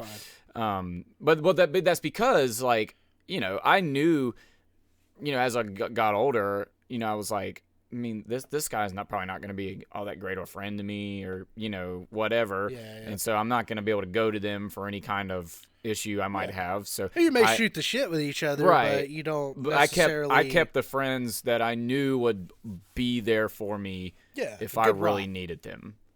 I think those are your your true friends, and when they for a fact that if you need them, they're going to help you out instantly and not just kind of give you the cold shoulder, So and I think that's kind of the worst feeling about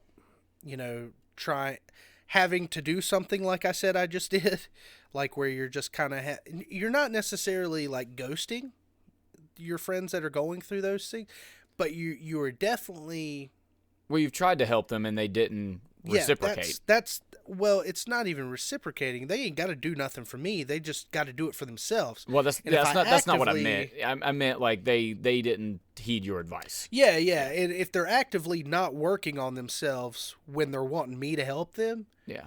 that is a big red flag. So, and I'm sure they understand I have to protect myself too. But at the same time, what sucks about doing things like that is that who do they have left?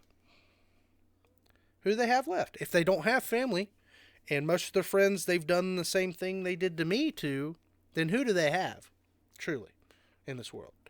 I'm sure some of those friends will stick around. I've always been one to keep a door ajar. Keep a door locked. Oh, actually, and be an advocate for coming and knocking on it. Okay. Yeah, it's a good analogy. I like that. I may come out and talk to you. Yeah. I may not let you in the house, but I'm still. You still know where I'm at. It's like that reminds me. You still know where I'm at. That just reminds me of Kevin Hart. He had a comedy special like 10 years ago called "Laugh at My Pain," and he's talking about when his parents got separated, or his mom left his dad, and his mom allowed his dad to come see him, like the kids and everything. Yeah. But she was like, "Don't bring your ass past the second stoop on a step." Like that's as far as you get to go.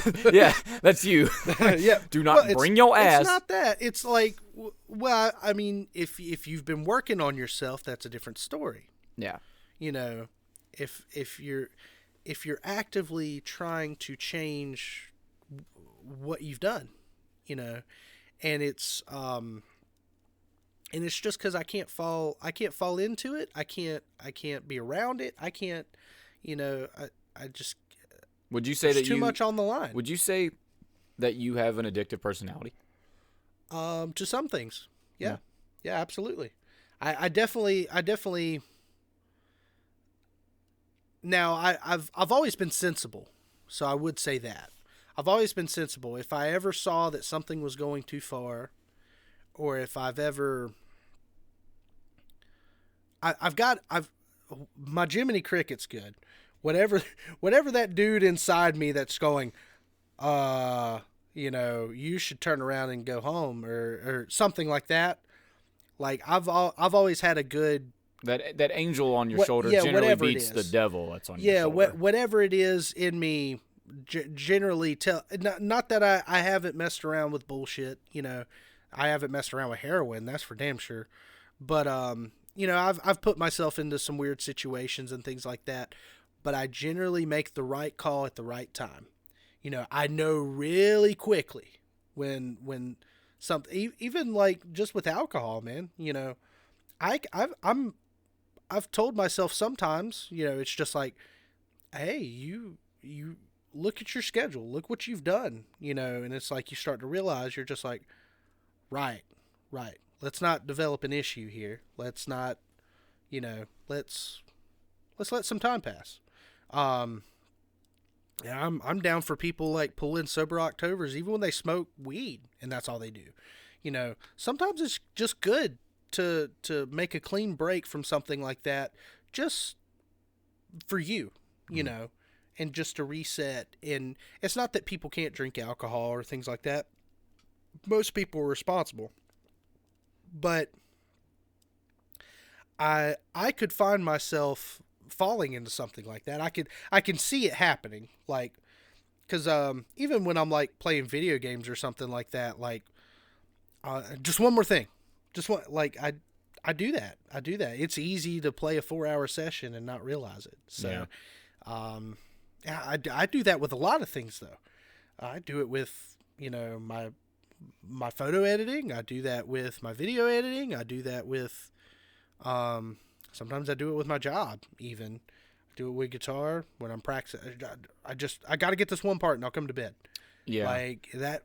Some of that can, you know, be attributed like more obsession, to really. That, well, that or inspiration, you know, especially on guitar, you know, you plan to sit down for just a few minutes and noodle or something like that, but then you play a riff or, you know, play some kind of melody that really gets you inspired and you're like, you know, trying to capitalize on that, and then it ends up taking you like 2 to 3 hours maybe. Exactly, because that whole new idea just... Yeah.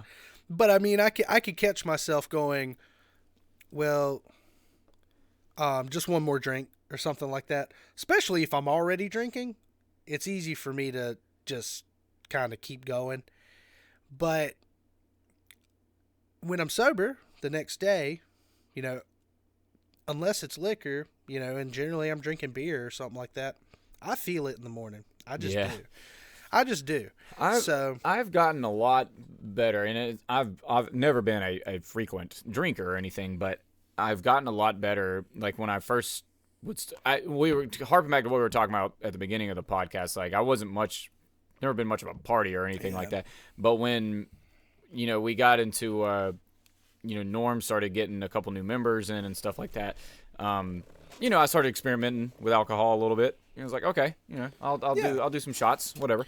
And there's been times where I've been really, really bad. And it's been absolutely hilarious. Yeah. But you don't go get trashed out drunk the next night and the next night and the next night. I have to not. Well, even now too, like, but I don't. It's been a while since I've been like that. Even like I was drinking a little bit last night, and I was at my apartment just by myself, just enjoying some drinks and whatever. And I got to a point where I was like, okay, I'm feeling all right. It's time. It's time to quit, you know. And then I did, and you know, woke up today. I felt fine. I mean, like you know, didn't have a hangover or anything like that. So I mean, any more these days, like I don't know if I even physically can go that hard. Nah, I get the hangover hard when I'm drinking beer or something. I don't know why beer, but it is. Either way, what I was trying to get at is, you know, I've looked back on some weeks and been like, Austin, you drank 5 nights this week. And that gets in my subconscious of like, why? Yeah. What am I not dealing with? And generally, what the cool thing is generally what I've told myself when that happens, like I'm trying to go, what's the problem, or why did I do what I did? And it's not that I did anything bad, really. It's just I was always responsible, but it was just like, what caused that change? Mm-hmm. And generally, it's me going, well, there was just stuff to do. Yeah. Which has always been a cool thing to say, you know, from that experience. But it's just like it lets me go, you should probably hold back for a little bit. Yeah. And be a little nicer to yourself. Yeah. So it's I've always been cautious because it's in my family, alcohol abuse. So I always want to be cautious and responsible. You know, I'm not gonna stop drinking. You know.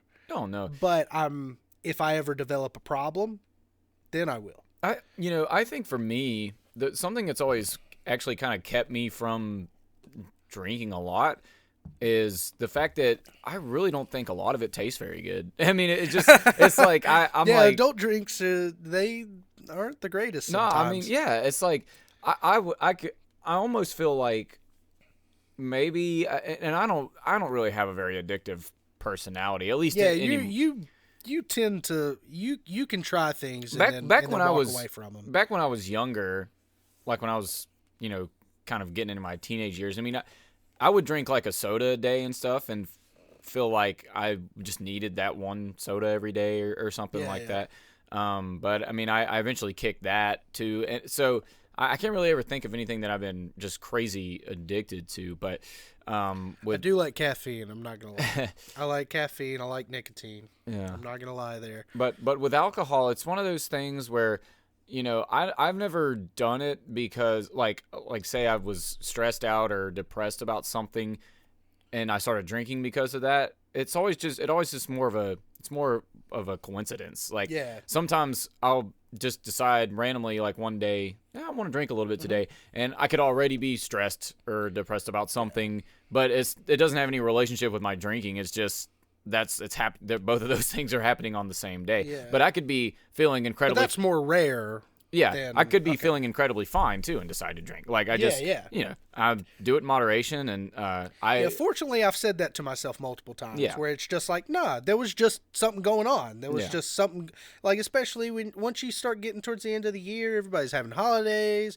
parties, birthdays. Pop open a drink. There's reasons to do stuff like that, but when I notice it, I address it before it becomes a problem. Right. That's kind of whatever it is inside me tells me to handle things that way, which I think is a good thing. I even told myself, a year or so ago when I was going through a breakup, I told myself I'm not going to drink at all. Not that I thought that I would develop a problem, but I was just like, I don't want to be known as a guy. You needed to feel those feelings. Yeah, I didn't want to be known as a guy that got tried to hide problems behind alcohol of and any that sort. might have not been your original intention, but it very well could have became that. Yeah, I probably went 2 or 3 months without drinking any alcohol. Yeah. But it's like when I drank again, it was the same thing. I would drink for might drink a little bit one day and not do it again for another week or what. Yeah. It's just like maybe like a weekend sort of thing. I might have some drinks on the weekend. Casual or something. drinks. Yeah, exactly. And I'm honestly, Nick, I'm one to drink a beer with dinner too. I do that occasionally. I haven't in a long time, actually. Oh gosh, that didn't come. Luckily, that didn't come through the recording. I'll cut this out. But yeah, sorry, my virus protection got a little mad at me there. But I don't think you're really necessarily one to just casually do that. Like, you're kind of drinking to have a good time. But like I'll have one beer with dinner sometimes and wake up with a hangover. I might do that. Yeah. I might do that on occasion, especially if I'm like at a restaurant, say Foothills Grill and Tap in King, North Carolina. Yeah, Foothills. Shout out to Foothills. They have some great food and some great drinks, and I might have a beer because I want to support their business, so I'll have a beer with dinner, and give them all my money, and But that's a good excuse to do it too. Yeah, especially and everybody's drinking in there and having a good time. I've been in there a couple times and nobody's drinking, but everybody's typically eating or having a good time, or at the bar or something. Mm-hmm. There's always something going on. But anyways, it's with that situation. I understand people develop issues. People live different lives. I don't know what got this couple into their situation, to be honest. We have no context. I don't know these people. I know Stokes County is a small county, but either way, multiple children, most of them taken away from you, probably for the reason of there being drugs present most of the time, and you're kind of staying in hotel rooms. It was probably decisions. Yeah. There was probably, which now that I'm reading it under a different context, the father was there. So where else this baby had to go, I have no idea. But the parents made a decision, and they made a very bad one. And it cost the kid his life. Over something stupid, as kids are going to put shit in their mouth. Not even a kid, like just a baby, small, basically an infant. Well, I mean, like, every parent even makes the mistake of, leaving something this small. Like, this is a little penguin. I can't remember his name. He's a little Lego penguin. Something that Steph had. Ronnie. I think Steph gave him a name. I can't remember. Anyways, I like him, so I just leave him over there. But so a parent will leave something this small or drop something on the floor or something, and next thing you know, the kid's choking on it. Like, there's mishaps like that occur constantly, But heroin, fentanyl, is not a household item. No, you don't just leave that laying around for your kid to grab. Yeah, that's not a normal thing to be around. Well, I mean, you don't make better decisions. General. That's what I'm just saying. But if you do, definitely don't leave it around for your kid. Yeah. Well, and there may be some medical use to heroin. I'm just saying. There may be medical use. I think that's what its original use was for. Absolutely. And opioids in general. But I don't think there's ever a use for fentanyl other than replacing your heroin addiction with it. So, but anyways, to move on to some lighter news. And one last thing to touch on with that too. Oh, really? When I was, I mean, it's just a small thing, but I was never told, I don't think when I was a kid, that you can't play with a radio in the bathtub. And somehow I never did it. Like, but you never did it, but you was never told that. I don't think I was ever told that. So I could have one day just decided, I think I'm gonna listen to some music in the bathtub, and then I could have took my radio in the bathtub with me and had some serious problems. So I don't know how I ever figured out that you can't do that, but and that's my mom and dad were lovely, great parents. I just don't feel like I was. Maybe they did tell me that, and I just don't remember. But yeah, I think with something like that, I would have kind of correlated, because I had a lot of toys, and most of my toys were cheap. It's not like I had the most expensive shit, but every now and then you had a good Christmas or birthday and got that moving robot or a robotic car or something like that had a remote control or what, and I was constantly, I love the bathtub. So I was like, can I bring this into the bathtub? And I think something like that happened probably, where it was just like, that's got electricity, and we can't be putting that in the water because it'll shock you. So I probably got one of those, and I was like, oh, no TV in the like no toaster in the bathtub. I probably correlated. I can't take the blender in the bathtub with me. Are you serious? I probably made that assumption. But yeah, I mean, but that's how you learn, really. Like, until that situation pops up, or the kid asks, or something like that, it's hard to parent on those sort of things. Like, you don't just stop when, this morning, son, I'm going to tell you not to take anything electrical into the bathtub. Am I taking a bath? No. But I just wanted you to know that. Like, that's not how that works. I mean, I might do that. I might.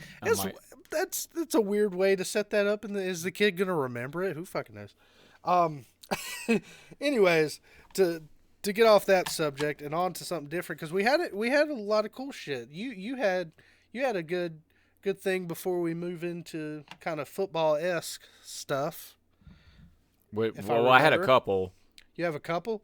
Whatever you want to get to, man. All right, let's shoot the shit. Well, we here in the Triad area of North Carolina got some pretty exciting news. Well, exciting, I guess, dependent on how much you admire this artist or not. But in Winston-Salem, of all places, we were talking about Winston-Salem negatively a second ago. We're going to talk about it. I wouldn't say it was negatively. It was just every city's got their places that are just not the greatest places to be. Well, this place in Winston will be an awesome place to be on May 21st at the Truist Field, where Wake Forest plays football, I believe. Sir Paul McCartney is one of his 13-date tour that he announced just a few days ago. One of the stops is Winston-Salem. Like, he could have chosen Charlotte, he could have chosen Raleigh, he could have even chosen Greensboro. He chose Winston-Salem, North Carolina to come perform. And he must have been like, I've never been here. Yeah.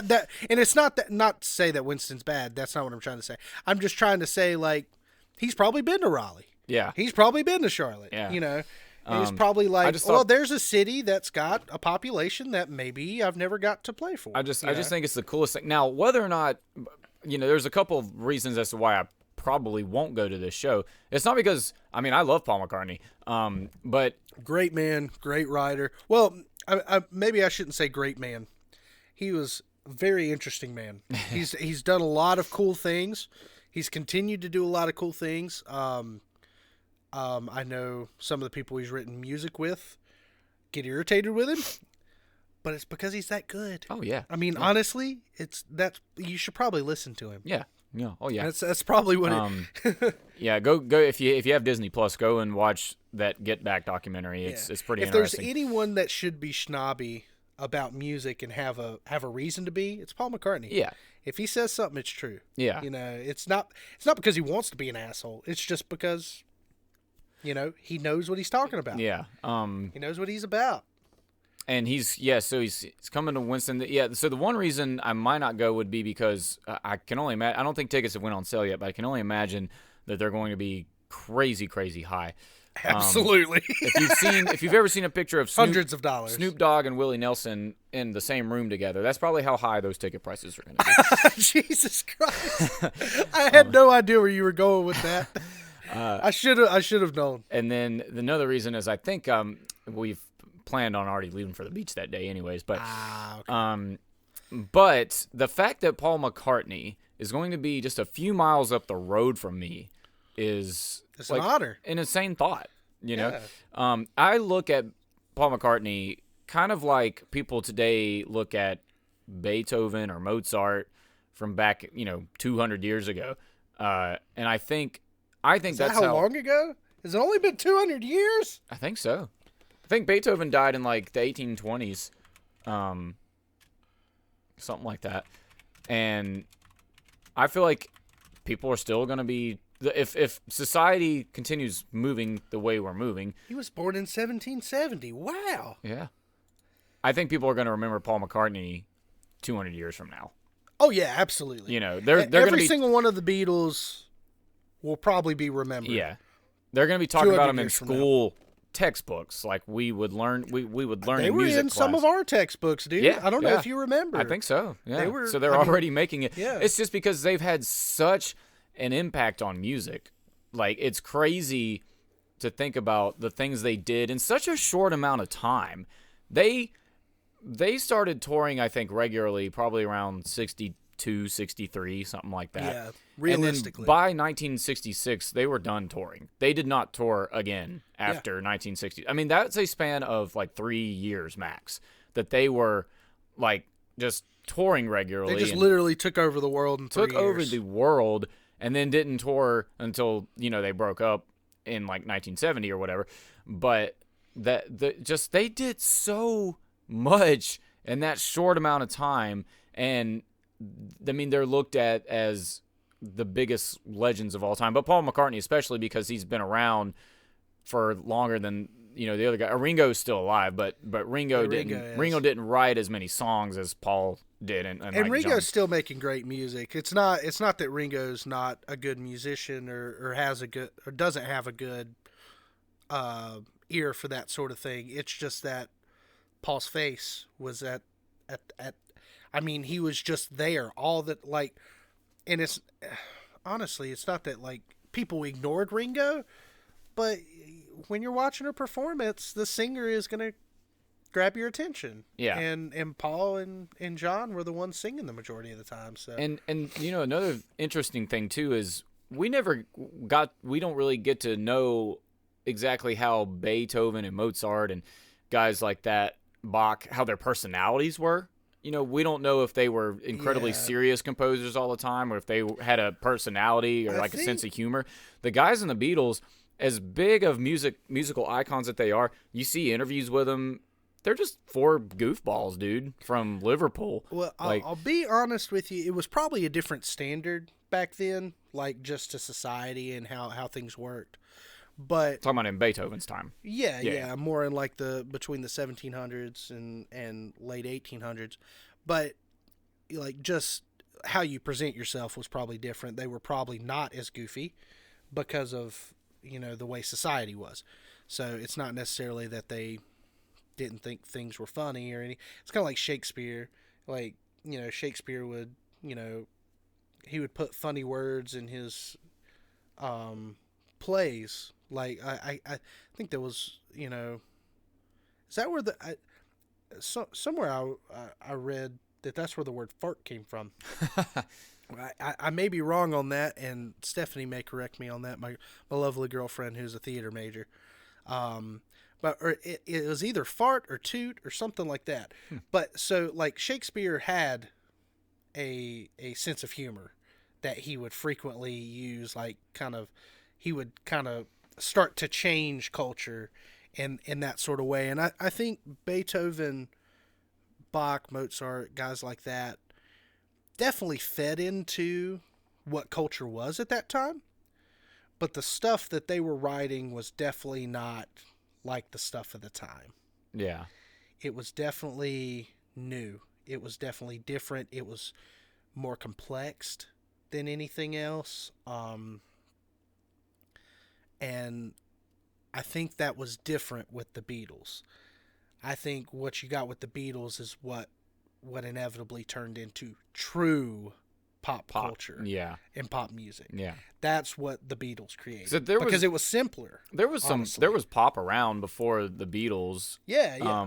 They didn't necessarily invent the genre, but they kind of, they were the first, I think, like, well, they were kind of like the first boy band in a way, like the worldwide kind of, and everybody was copying them too. That's what was even more insane. Is like right after they came out, then you had, like Steph loves the Monkees. The Monkees were great. It's not that the Monkees were bad, but they were literally meant to be a television show, almost sort of mocking the Beatles. Almost, not necessarily mocking, but it was kind of like, okay, we really want this TV show to have the Beatles in it, so let's just create a band for this TV show. And then they turned out to write some fucking bangers, that ended up in Shrek and shit. Yeah. So but I think it was definitely different during those times that, Beethoven, Mozart, and Bach, and many others. There were many others, but they just, I think they were almost like one-upping each other constantly. Which I think Bach was probably one of the oldest ones. Let's check.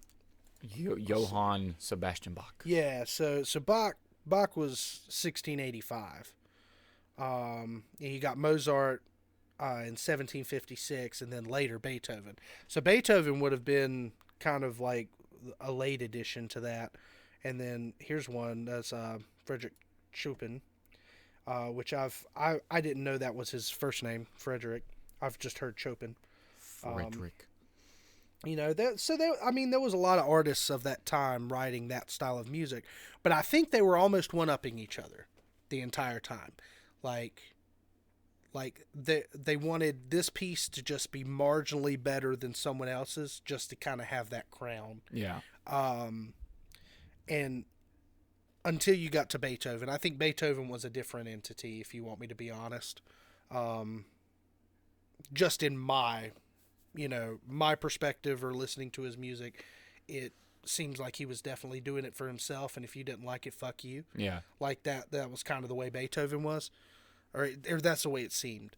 Where like with the Beatles, I think it was kind of that same attitude, like we're going to come out and rock your faces off, and then we're going to go do whatever the hell we want to. And if, you want to continue to keep following us around, do it, Yeah, and just think of their evolution through the 60s. I mean, they started out with just writing these teeny bop songs, which I actually enjoy a lot of them. Yeah, I love most of them. I find it so insane that they can write such a simple song and just literally write around a melody. Yeah. That's what I think is crazy. It's like, this is a melody that'll stick in your head, so we write a song around it. Yeah. And it kills for the next 200 years. But then as the 60s evolved and they were coming out with their later albums, it was more experimental type stuff, Definitely. And they were experiencing culture for the first time. Yeah. They've never been out of They went to India, I think. Yeah, they were experiencing many different cultures and listening to different styles of music. And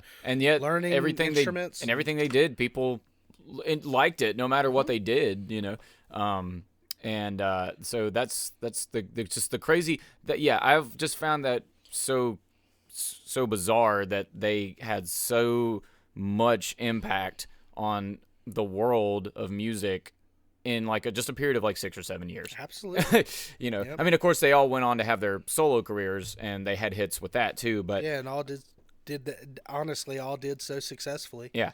But just in like 6 or 7 years, they changed music forever, and it'll still be talked about in 200 years. Like we're discussing Beethoven and all those guys now, that was 200 years ago. Yeah. And so I don't know if you get much argument from anybody that I'm not sure if anybody would disagree with what I'm saying or what we're saying, but I don't know how you look at Paul McCartney and just look at him as like this regular guy. Like he's the biggest. Not. Earlier today I was trying to compare him to other musicians that would be of his same stature. Maybe there's only one. There's only one I can think of. Well, maybe Elvis. I don't think so. But Elvis wasn't around as long as Paul's been around. Elvis was more of an American culture thing. Yeah. Where I don't think the Beatles was a English culture thing. If you catch what I'm saying, yeah. Like the Beatles was a worldwide thing. Yeah. And Elvis was very much American. And I think Japan loved him, but I think it was still more because they love American culture, Maybe, but Michael Jackson, maybe? I don't know. Jackson, who are you thinking? The only person I can think of is Dave Grohl. Dave Grohl? Of the same standpoint. Wow. Musically. Yeah. Whew. That is the only man I can compare.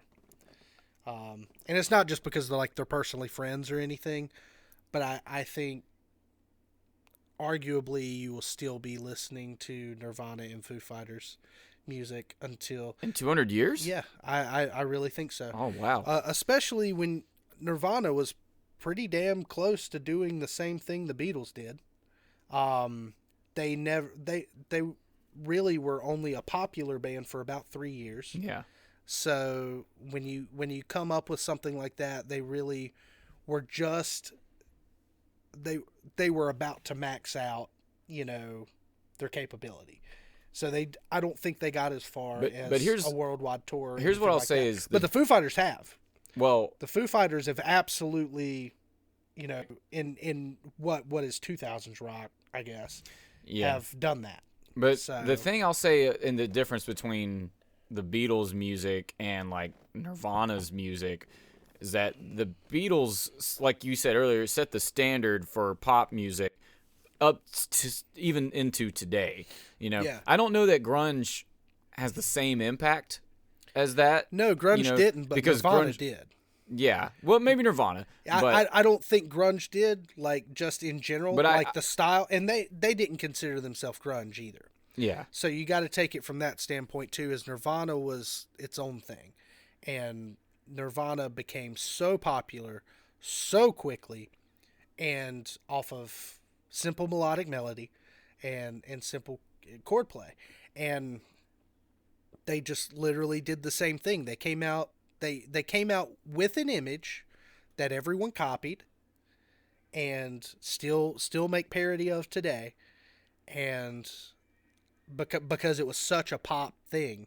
I consider Nirvana pop music, and it's not, because they wrote that style of music. It's just because of how the world responded. Well, pop is supposed to be short for popular. Yeah. Right. So just how the world responded to it, because they ate that shit up. Yeah. And they were close to doing, I think they were close to doing what the Beatles did if Kurt wouldn't have died early. Well, obviously we're never going to know. Yeah, we're speculating. But, their music is still some of the top grossing music. I don't know, man. Maybe in 200 years we'll come back. We'll have the technology to be able to come back from the dead, and we'll be able put to ourselves see, into AI, because this podcast is never. We'll be able to see. We'll be able to go into a classroom and look at some textbooks and see what music acts from the 200 years prior are in these textbooks. Yeah. And I'll tell my children about this podcast, and they'll tell their children,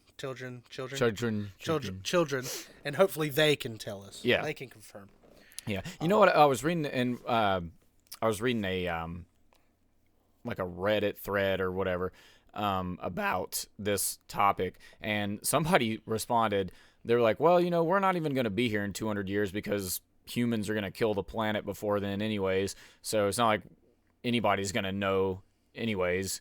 I disagree. That's an interesting take. It's only going to take 200 years? I disagree. Right. Yeah. But anyways. But yeah, so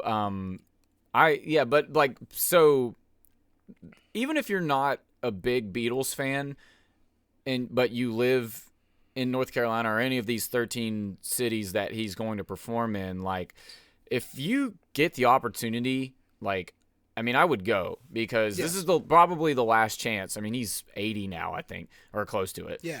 This is the last chance that you're going to get to see him in person, you know, before he's actually legit put in the history books. Exactly. You know, for music, you know. And I just want to add that the Beatles and Paul McCartney in particular, if I wouldn't have listened to any of that music, I would have not known how expansive a scale could be. Mm-hmm. Just one scale. Yeah. Just the major scale or the minor scale or something.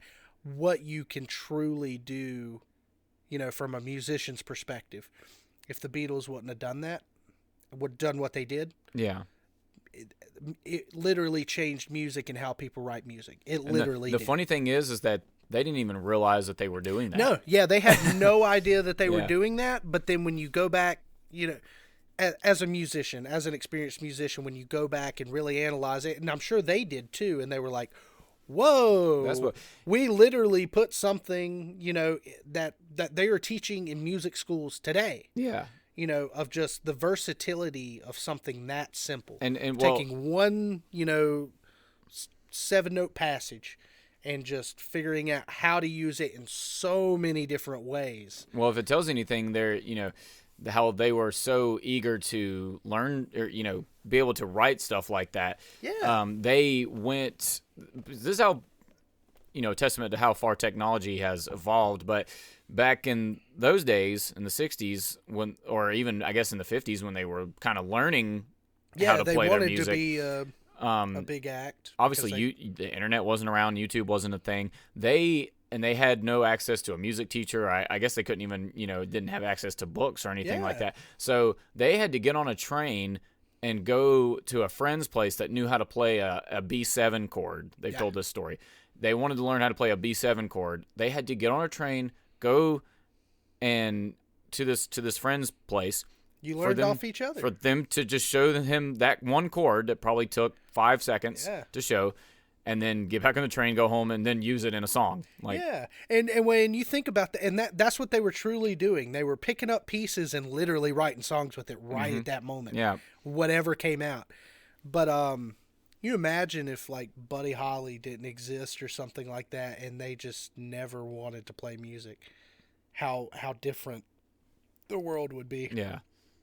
It is insane the impact the Beatles have put on this world. Yeah. But if you get the opportunity, go see him. You know, can't guarantee he'll be as good as Beethoven, but I'm just kidding. I think none of us alive today, or even in the past 100 years, ever got to see Beethoven live. So I'm sure he had, you know, he had some mosh pits going. You know, he told the audience to throw down and open this effing pit up. Well, just in kind of in that case, do you think it's going to be the case where people, because of technology, people are going to continue to listen to Paul McCartney play the music, or do you think it's going to kind of be like with Beethoven, other people playing his music? Well, they'll probably, I would assume that people would still listen to Paul McCartney's version on it, because they would have the technology. We don't, you know, they didn't, back in Beethoven's day, they couldn't record the show or anything like that, so the only way to hear it was to go see it live, you know. And so do you think it would have been the same way? Do you think Beethoven just absolutely would have outperformed his own music compared to other people nowadays? I think so. You think it would have been kind of the same thing, where it's just like, nah, I think we'll go with the original because it's better. Yeah. You know, sometimes I do that, sometimes I don't. There's good covers, you know, but you know, obviously with Beethoven's music, we have to kind of rely on mostly pianists that are very experienced. People that can hopefully interpret what he wrote down. But, that kind of leads to just talking about, speaking of seeing acts live, and being the only way to actually hear and see the music.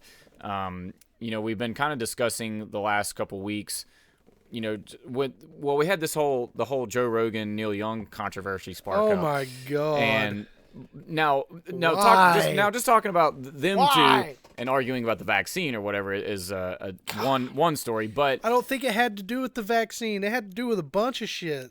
yeah. That Well, was one of just the like- reasons that Neil Young, he claims he pulled his music from Spotify because he didn't want to be associated with Joe Rogan spreading misinformation or whatever. But it's I think either him or somebody else also made the case that Spotify doesn't pay artists fairly and stuff like that, which is very true. But it kind of leads into the conversation of, is streaming really just the next step in us and how we consume our music, or is it hurting the musicians really? I mean, is it hurting the industry? Or is it? I mean, are we just learning to make money in other ways? I've heard this argument before about, streaming music is stealing and stuff like that, and I agree. I mean, you should be paid for your art, paid for your work and everything, but at the same time, like, talking about not being able to afford to see Paul McCartney or something like that when he comes live, like, part of that is because he's charging more to have you come see him, and he's probably going to charge a lot for merch and stuff like that, because you can just go to Spotify or YouTube and listen to his music for free. You don't have to pay for it. So, I think... But it's definitely different. Yeah. I think musicians are just using other means to kind of make the ends meet, as opposed to back in the day. I mean, even back in like the 60s, 70s, and 80s, when, you literally had to go to a store to buy an album. It was a whole experience with it, man. Right, and that's how they made most of their... People talk about it. That's how they made most of their money. They could just kind of live off their album sales, but now you can't do that, really. I mean, unless you're just an incredibly huge artist. Yeah, if you're a big artist, you probably could, but Yeah. you wouldn't be living the same But life. most middle you of the probably road... are. I mean, you and me have, bands that we really like that probably can't really do it with just their music on streaming alone. They definitely have to have multiple sources. Yeah. I absolutely know that. So I'm always in this kind of neutral thing about streaming. Like, on one hand, I love it because it's so right there. Like, I want to listen to a song, bam, click of a button, I've got it right there. I mean, I don't have to go, put it in a CD player, or, do a bunch of extra stuff to listen to it, even though, like you said, it is an experience and everything. But at the same time, yeah, I mean, nobody's making any money from it. So I don't know. I don't know what the solution is to where everybody's happy. I just... Yeah, I mean, I'll give you my take on it real quick, Sure. just in kind of how I feel about streaming, I guess. The way I grew up... Okay. I'll give you a little backstory to kind of... And you'll probably understand why I think the way I do. My first, I would say, true album was Human Clay by Creed. The first physical album that I remember owning and listening to till I broke that CD, probably. And I loved Creed. Still love Creed. But that album in particular was a big deal. I didn't physically go out pick it. Not to interrupt you, but that just reminded me. You ever seen that video, the SpongeBob Grandma's Cookies thing on YouTube? Oh, yeah, definitely. Where he's like in the middle of, he's like, speaking of titties, I love Creed. You ever heard of Creed? I love Creed. I love Creed. And then they out your start chest. pondering to higher. Can you take me? I love that's a video from our childhood. So, Yeah. Anyways, if you can find it anymore, it's funny. Yeah, it's hilarious. It's extremely crude. Speaking of Creed. Speaking of Creed, but I do love Creed, and so I didn't get to physically go pick out the album, or it's not. I'll be honest with you, it's not one that I like. I knew I was gonna love. Like, it was just kind of like, it's got With Arms Wide Open on it, and I had heard that, and then my mom found the album because she liked the song too. So she got the album, and then I just dominated it. I just love that CD. I would take it with me on car rides and listen to it in the car and all kinds of stuff. And then I had this really awesome buddy that I made friends. I was probably 7, 8, something like that. That I made friends with on my street. That was much older than me. He was around 13 or 14, I think. His name was Michael. Shout out to Michael. I'll be honest with you, I don't remember your last name. It's been so long, bud. But shout out to Michael. Really cool kid at that time, and he burnt me 2 albums. Okay. I remember those days. So he burnt me. I can't remember the Godsmack album, like what the name of it is. It may have been a self-titled album, but it was a Godsmack album.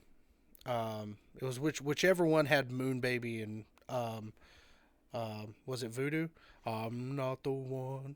So far away. So it was that album, and then also Warning by Green Day, which is still to this day my favorite Green Day album. And I think it's just nostalgia or how much I know those songs and love those songs. So even though that's not everybody's favorite Green Day album, it's mine. He burnt me those 2 albums. And then after that, I actually purchased a Green Day album. I purchased Dookie. And I purchased another Godsmack album. It was whatever the newest one would have been at that time, and I can't remember what it was. Because I'll be honest with you, I don't think I gave that CD very much attention. Not that Godsmack is bad, just that by that point things were changing. The world was changing. So what I'm trying to get at is I'm definitely with like first album System of a Down, like steal this album. No offense as a musician, this is my perspective. I, as a musician, if you were listening to my music, whatever means necessary, that's the satisfaction. But as a consumer, remember that that's my livelihood. So if you liked it, just remember to try to support. So I do understand why so many people would be upset with the way streaming works and the way people get music nowadays too, and how easy it is to just fucking take it. But I think we need to understand that the technology has greatly changed with music not inevitably changing. Mm. So if anything, to me, there's more security through a streaming service.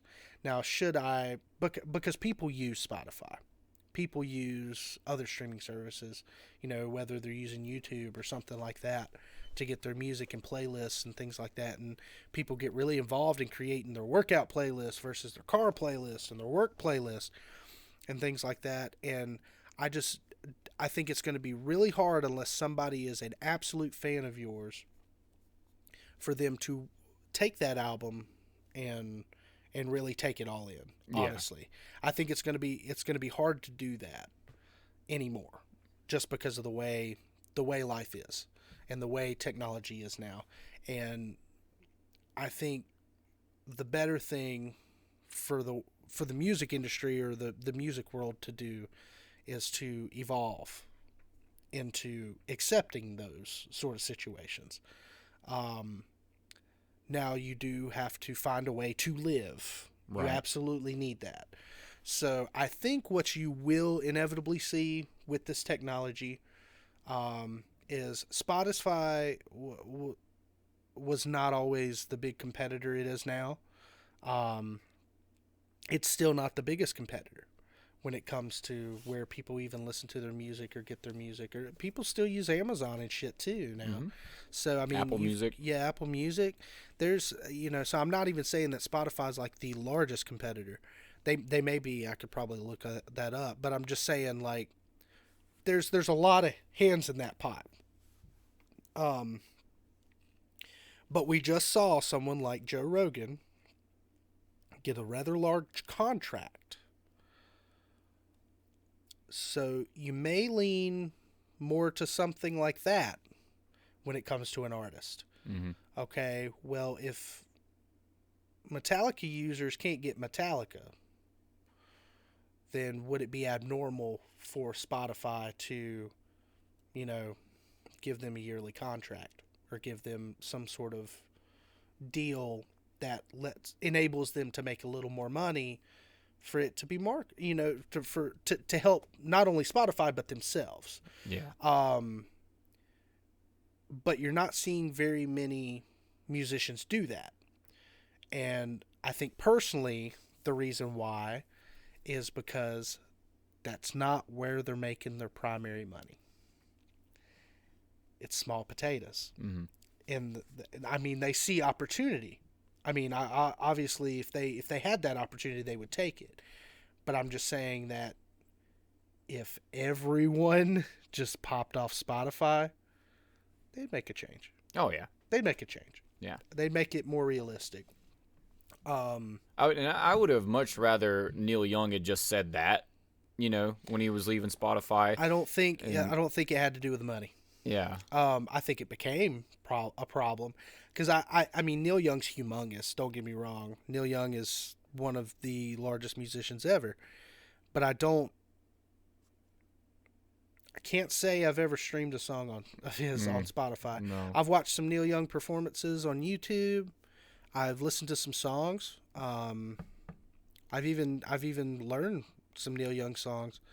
But I can't say that I just casually listen to Neil Young personally. Some people do. Some people do. But I think that hurt Neil a lot more than it hurt Spotify, if you want to be honest. And some people personally just don't like Neil Young. He's always been a very controversial figure. He's always said some, interesting stuff, whether it was good, bad, whatever, doesn't matter. I'm just saying that Neil Young is, one of those guys that does not believe in bad publicity. But as I was talking to you about this, Neil Young, of course, obviously I had sent you, he is back on Spotify. So it was very short-lived. Yeah. So I think that reasoning is because, the impact that was made was not what was intended. I think Neil thought people were going to drop with him. And I think Taylor Swift did that when Spotify was getting big, where it was just that she was just going to boycott it the whole time, and now you can listen to T Swift. Yeah. So it's Spotify it's big, man. Yeah. They're big. Why wouldn't you want to be a part of that? Yeah. And it's not, I'm not saying that you shouldn't get paid more as a musician. You absolutely should. Or you should be able to live off of that. Right. Your song listens. If you can't sell them, you might as well be able to live off that. Right. Or find a way to make a living off of still your music, but in some sort of royalty fashion. But I don't think that Spotify should be obligated to change their business practice, just willy-nilly. Like, they're still a business. They're going to make decisions the way they do. Right. And the thing about it is, as a musician, if you really don't want to be on there, you don't have to. Don't. You make the choice to be on there. So it really doesn't make a lot of sense if you're a musician that puts your music on those streaming sites and then complains about not making any money off it when you kind of know that that's the business practice of it. Yeah. So if you feel like you can make more money selling physical copies of your music and stuff like that, then that's your prerogative. But why not do both? Right. Yeah. Why not do both? Yeah. Because the people that were going to buy an album still would. Right. Honestly. Yeah. They still would. And they still might listen to you on Spotify, and you're double dipping. We would. Even with Norm, we've had all those listens of our cover of Devil Went Down to Georgia and everything. And people, but we have all of our original music on there too, and people at our shows would still buy a physical copy, even in 2021 whenever the last show we played. People would still buy a physical copy just because they wanted to support us. Yeah, and I've had a couple fans hit me up on Facebook, man, that literally just ran their CD dry. Yeah, I think they failed and they wanted another one. If you can form a good enough relationship with your audience, with your core audience, they'll support you. They'll support you no matter what. So exactly, in many different ways, not just by Spotify. They'll buy your merch. They'll come to your shows. They'll listen to your music all the time. So so I think you and I are kind of in this odd situation. We're sort of in the middle, right? Because when we were coming up, we were still in the era of having to buy music, CDs, and stuff Physicals, like that. Absolutely. And then MP3s. But then everything was shifting as we started getting a little older. And, cell phones, but we're still, MP3 players. You're right. LimeWire. Yeah. So it's like we had a lot of change. Yeah, we got to and see just the way that people consume music from like this, I don't know, the 50s up until the 90s or whatever. I mean, the physical formats changed. Like there was vinyl, there was cassettes, there was 8 tracks. Yeah. But you still it was bought. Still a similar situation. Yeah, you went to your music store and you bought it, right? But we started going up through all this technology where then you could just start getting music easier and easier. Yeah. And now with the younger generations, like the thought of them paying for music is probably kind of asinine to them. Oh yeah, absolutely, because it's just available on your fingertips. So yeah, right. So you and I are just in this kind of space of like, well, we understand that, but we also understand. Yeah. I too, mean, I think there's a compromise somewhere. Yeah, that's how I look at it. Musicians do have to compromise and accept that this is the way the industry moves now, and you adapt. Yeah, and some have done it seamlessly. I think like a lot of the older generation is like, no, this is wrong. It needs to be done this way, and they're right. But like the younger generation, younger than us, is sitting there like, I've never had to pay for music before. I mean, like, what? If too much of it's free, that's too much. You're right. You're literally asking people to never be musicians ever again. Yeah. But I do feel like, and we're even getting into a situation where like physical albums, like actual vinyl, is coming back in a surgence, and kids are starting to hear them and be like, you know what, it is kind of cool and trendy. It's like to do that again. And it's not just, especially with vinyl, it's not just getting it out and playing it. Like there's a whole experience to, seeing the inside of it. A lot of them come with like little booklets or something, just experiencing all the art and everything that's associated with. That's why it's called an album. Right. There's a lot more to it than just the CD. You're right. Or just the album, like the vinyl, or just the cassette, or just there's more to it. Yeah, I think it's just cooler than having like a CD, I guess, because the CD's is smaller, it's a little more compact. I think that's the thing, is it's since it's smaller, it feels like less. Right. But I think CDs were cool because of the booklets. Mm-hmm. And I even did that with video games. A lot of them had lyrics to the songs. Yeah, they had lyric books or things like that, song lists, and cool art. But I even did that with video games, just looking through the books of video games. And now there's no such thing. Mm-hmm. And if you buy a game nowadays, you don't get a cool book or a map or something like that, or a poster to hang on your wall. Yeah, you had shit like that too, which was cool. You could probably buy one in like as an NFT or something like potentially. At this point, you can buy anything as an NFT. Yeah, but a non-fungible token. Yes, I think you got it right. Yeah, non-fungible token. Yeah, maybe. But as far as maybe we'll talk about that in another episode. Talking about how the video game industry has changed too. Yeah, that might be good, but similar. Right. Similar reaction, and if it's because they expect you, if you're going to look up stuff like that, they expect you to look it up online. Mm-hmm. They expect you to use Google instead of look at whatever paper content, which it's cutting down on paper and printing, so it's saving them money, it's saving some environmental things. I get it, but it was cool.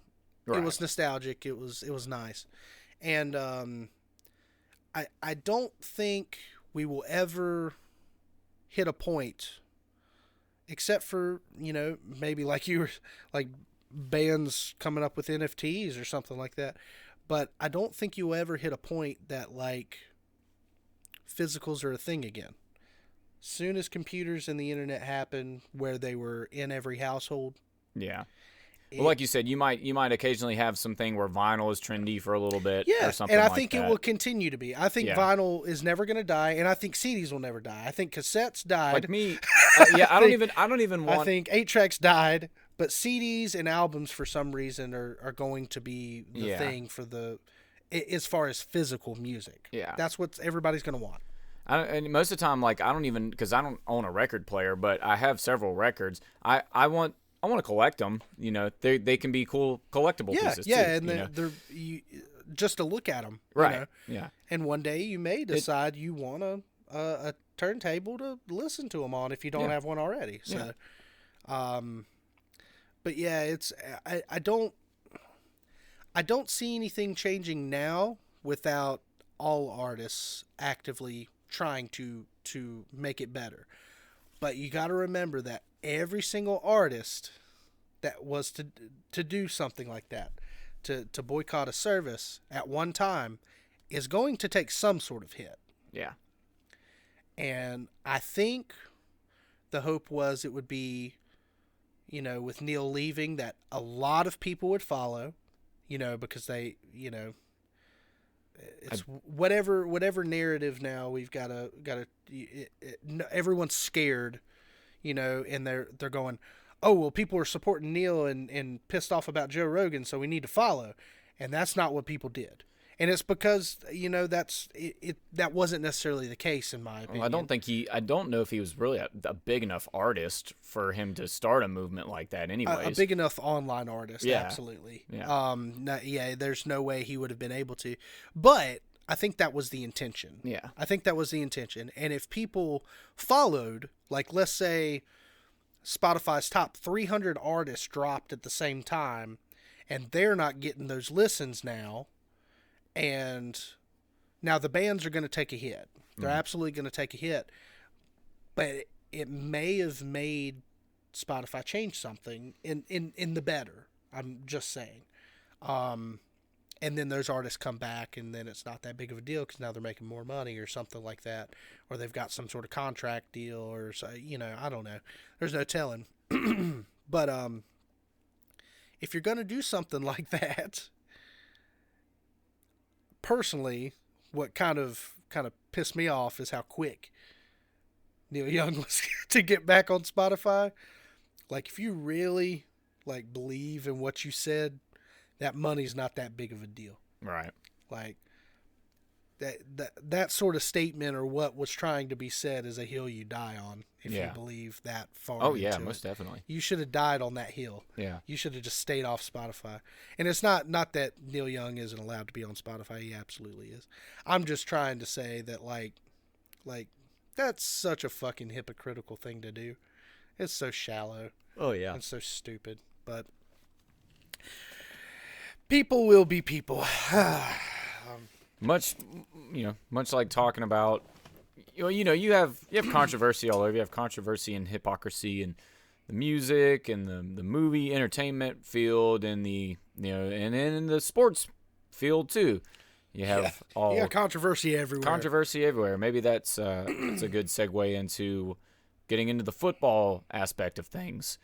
So you wanted to talk about the Super Bowl, this past Super Bowl that occurred a week ago. We definitely need to talk about that. So we are, at the time of taping this, we are a week removed from Super Bowl 56.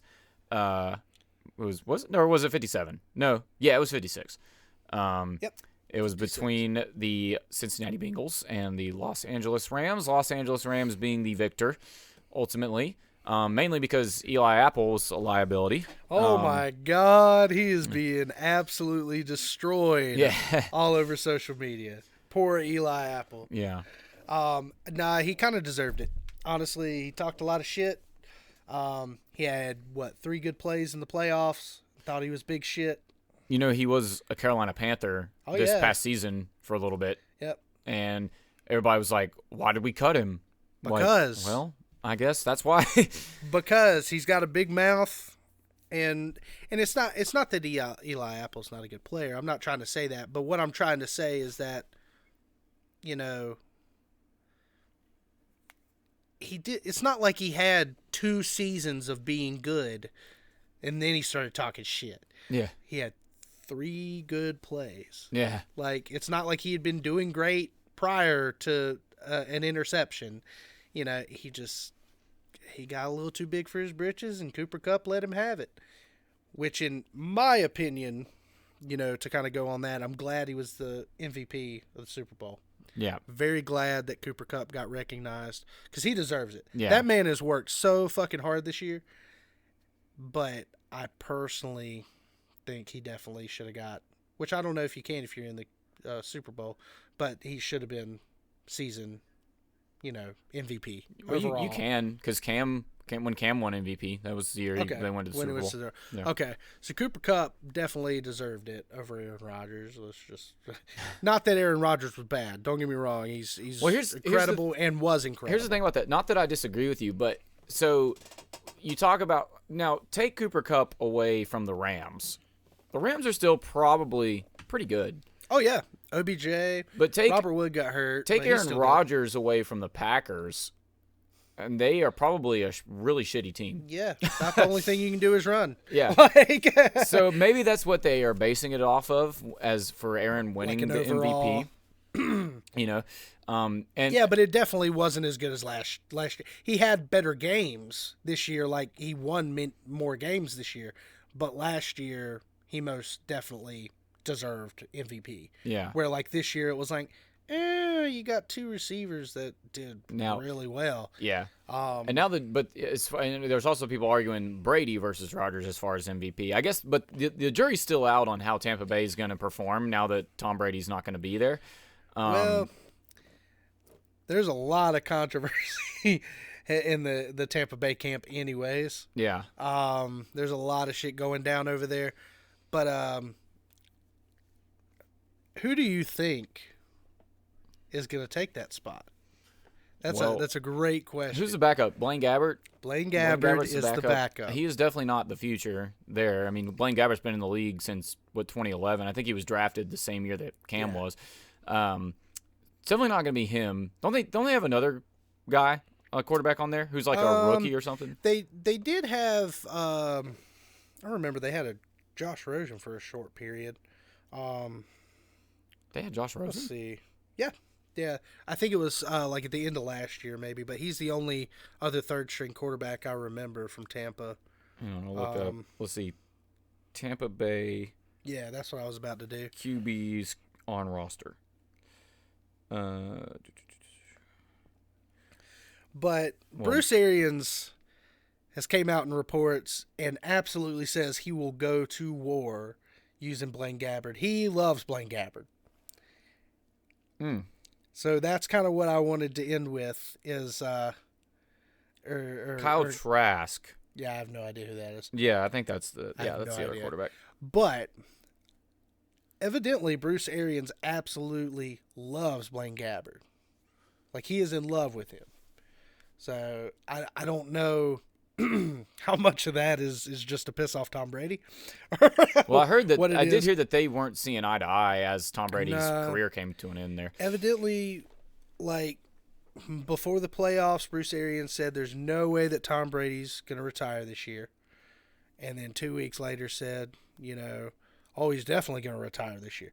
So, there's been some sketchiness in there anyways. I've never been a huge fan of Bruce Arians. Nah, me neither. His success has been, he's just kind of rode the success of his players, I think. Because he was the coach for the Cardinals before the Tampa Bay Buccaneers. And back when, we played the Cardinals in the NFC Championship game in 2015, that team had Carson Palmer, who was kind of on the back end of his career, but was still playing at a good quarterback at an almost MVP level. Yeah, and Larry Fitzgerald was still on the team.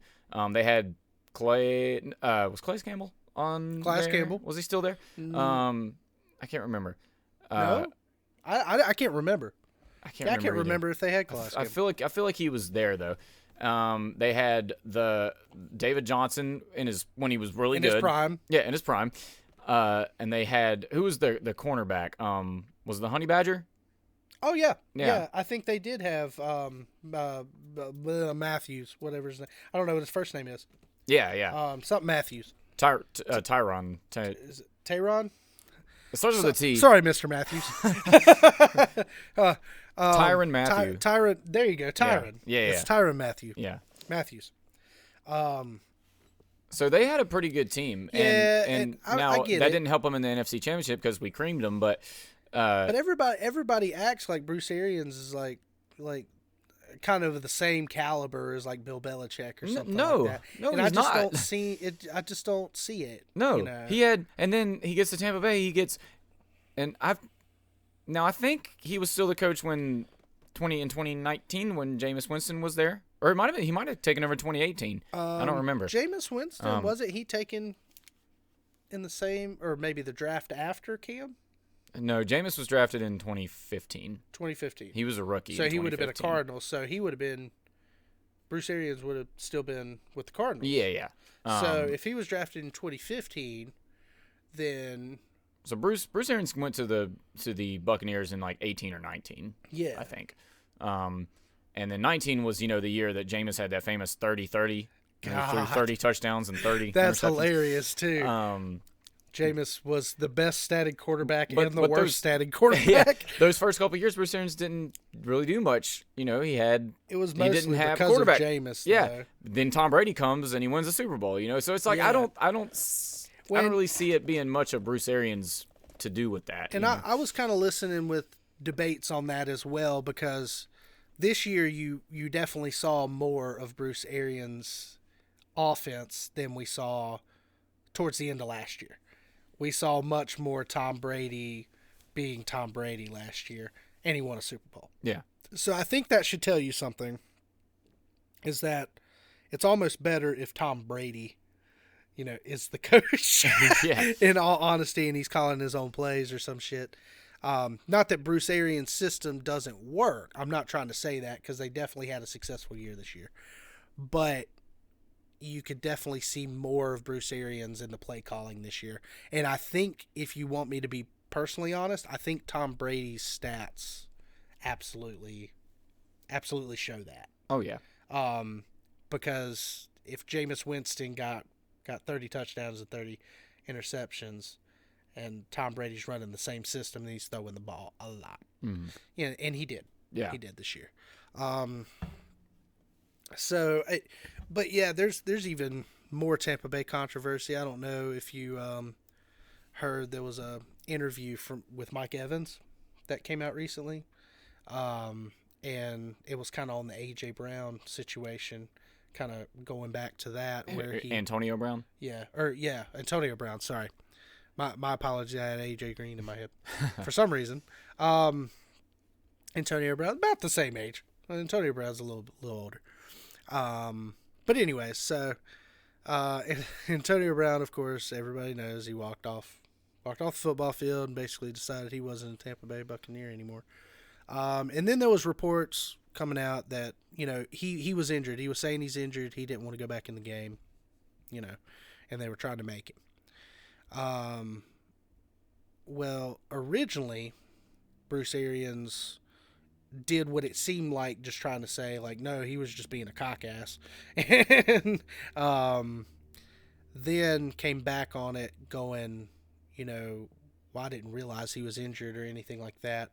And then shortly after that, you get all this Antonio Brown just out doing dumb shit, dancing, doing stupid shit like that.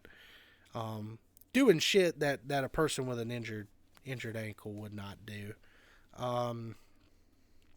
So, and you've got to question it anyways, because it's Antonio Brown. He's a little nuts. So, incredible player, but he's just not at home sometimes. But in the interview with Mike Evans, which is a man who holds Antonio Brown to a high regard. He loves the man. He calls him Big Brother, if that tells you anything, and he's much larger than Antonio Brown. I think it's just the older, he's like, big bro. Like, you're my big bro. and he obviously has looked up to him his career. And Mike Evans, you can see Mike Evans on the field trying to defuse Antonio Brown, and then being called in on a play. Like they eventually had to send someone out there. Yeah. So he just kind of let him do whatever, and Mike Evans really didn't want it to end the way it did, but Mike Evans clearly stated that Antonio Brown was upset because he wasn't getting the ball. That's why he was upset. Yeah. Which would kind of make Bruce Arians, even though Bruce Arians sometimes is a dick, it would kind of make sense for Bruce Arians responding the way he had responded. It sucks he had to take that flack, from everybody going, leave Antonio Brown alone, he had a hurt ankle, and it's like, okay. Well, and you want to give Antonio Brown the benefit of the doubt, but, Mike Evans, he said it clear in his Christmas Day. There's no misunderstanding. He wasn't beating around the bush. He was like, no, he was upset he wasn't getting the ball. We've all been there. Like, Antonio Brown had bonuses to get. We all know that too. He had bonuses to get. And he was upset because he wasn't getting the ball. But we all know he's a game changer. They all wanted him out there. That's why they were pitching a fit. Yeah. So it's not that they didn't want to give him opportunity. They told him, go back in. Yeah, it's not that they didn't want to give him opportunity or give him the ball. It's just that, sometimes when a play goes off, that defense, maybe they... I saw multiple times where he was under double or triple coverage. Yeah. They were scared of him taking a long ball. So apparently, too, and they, talked about this when that incident first happened, because the week prior, the Buccaneers played Carolina. Yeah. And Antonio Brown torched us all game. Oh, yeah. And Gronk didn't get hardly anything in that game. But then the next week, the roles were reversed. Gronk was the hot hand, I think, in that Jets game. Yeah. And Antonio wasn't. So sometimes you just got to go with it depends on defenders. Yeah, it depends on defenders. And if that player is fucking hot that day or night, then you keep feeding why wouldn't you try to win this game? Yeah. Why wouldn't you try to go for Super Bowl Tom Brady number 2? And Tom Brady knows that. Yeah. And Antonio Brown should know that. Yeah. I knew he had bonuses to get, but go to the Super Bowl and get them. Yeah. Go to the Super Bowl and get them. I don't know if there was anything else kind of that wise other than maybe talking more kind of on the Aaron Rodgers, kind of what he might do this year situation. Other than that, I don't think there's been any other news. No. Kind of, or anything to really talk on. So I want to kind of briefly hit that, and then I wanted to go through this top QB thing this year kind of quickly, rather quickly, and we'll talk about what we need to talk about and what we don't. We'll probably rummage through a lot of it, but with Aaron Rodgers, supposedly, everybody's kind of on that he should be a Bronco. That everybody's kind of like, just come get your Super Bowl with the Broncos. And honestly, the Broncos have not done bad with veteran quarterbacks. They've done a lot worse in the draft than they have with veteran quarterbacks. So, and they've got a good cap situation. They've got good players, honestly. But the Broncos go out and hire an old coach of Aaron Rodgers from Green Bay. And shortly after that, Green Bay releases a statement saying that they are absolutely all in on Aaron Rodgers this year and absolutely all in on Devontae Adams this year. So basically re-signing both of them. So we're talking, top salary for a QB and a wide receiver. Think about that money, man. They are all in to doing a situation like the Saints and just fucking up their books for like the next 10 years. Like, does that make sense? You're saying this is what Green Bay is wanting to do. Oh yeah. Yeah. They are all in. That is their statement, not mine. They are all in on Aaron Rodgers. They are all in on Davante Adams. Meaning they will pay top contracts and work their books around however they need to make sure that they keep those two players. Haven't they already kind of done that though? I mean, Aaron Rodgers got paid pretty big the last contract he got. You know. Yeah, but we're also talking about someone his age. Yeah. You know, we're talking about a top contract based off like today's rates, for both of these people, both of these individuals, because obviously Aaron came back for a year. Yeah. And was told, hey, if you want to leave, we'll trade you. You know, if you want to leave, we'll get you where you want to go. But that is not their intentions. They will do what Aaron requests, obviously. And I think they deserve it, or he deserves that. And I think they know that. But that is not what they want. They are planning for Aaron Rodgers to continue to be the long-term situation.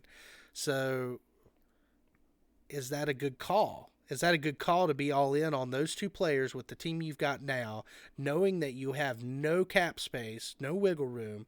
The people you have is who you have.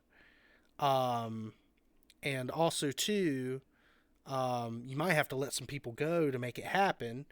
And also, too, you've got a top-round quarterback that you drafted that you may potentially never get to see bloom or see what you've got in Jordan Love, you know? Well, I mean, I just think the question that Green Bay has to ask themselves is, do we have smart management? Do we have a great general manager? Do we have the type of personnel to, you know, put a team around Aaron Rodgers and Davante Adams? You know, I just don't see it. It's not that. I mean, it's hard to let players like that go. I just, you know, what if it turns into another Saints situation where Aaron Rodgers decides to retire and Davante Adams is not happy and Jordan Love is terrible? Don't you think they should be like kind of almost expecting that? Like, because Aaron is older. Yeah. I mean, shouldn't they sort of be prepared for his departure anyways? Yeah, but I mean, they would ideally want 5 more years probably. Yeah, but they've got to be somewhat prepared. Yeah. I mean, Aaron's on the back nine, you know. Someone playing at Aaron Rodgers' level at this age too could very well do what Tom Brady did and play for many more years. You know? So it's not out of the normal. It wouldn't be abnormal because he's such an elite talent. But that's a wasted first round pick. And think of the picks that they would get for Aaron. You know, think of the money they would save. I definitely think that they 100% do not. I almost think that losing Davante Adams would be worse for them than losing Aaron Rodgers. But I think if they lose Aaron Rodgers, Davante Adams is not going to be happy. You know, and it's just going to ruin any team they build with him. Or he's not going to want to play. And not saying like Michael Thomas's situation, not saying like he intentionally didn't want to play or didn't get hurt or anything like that.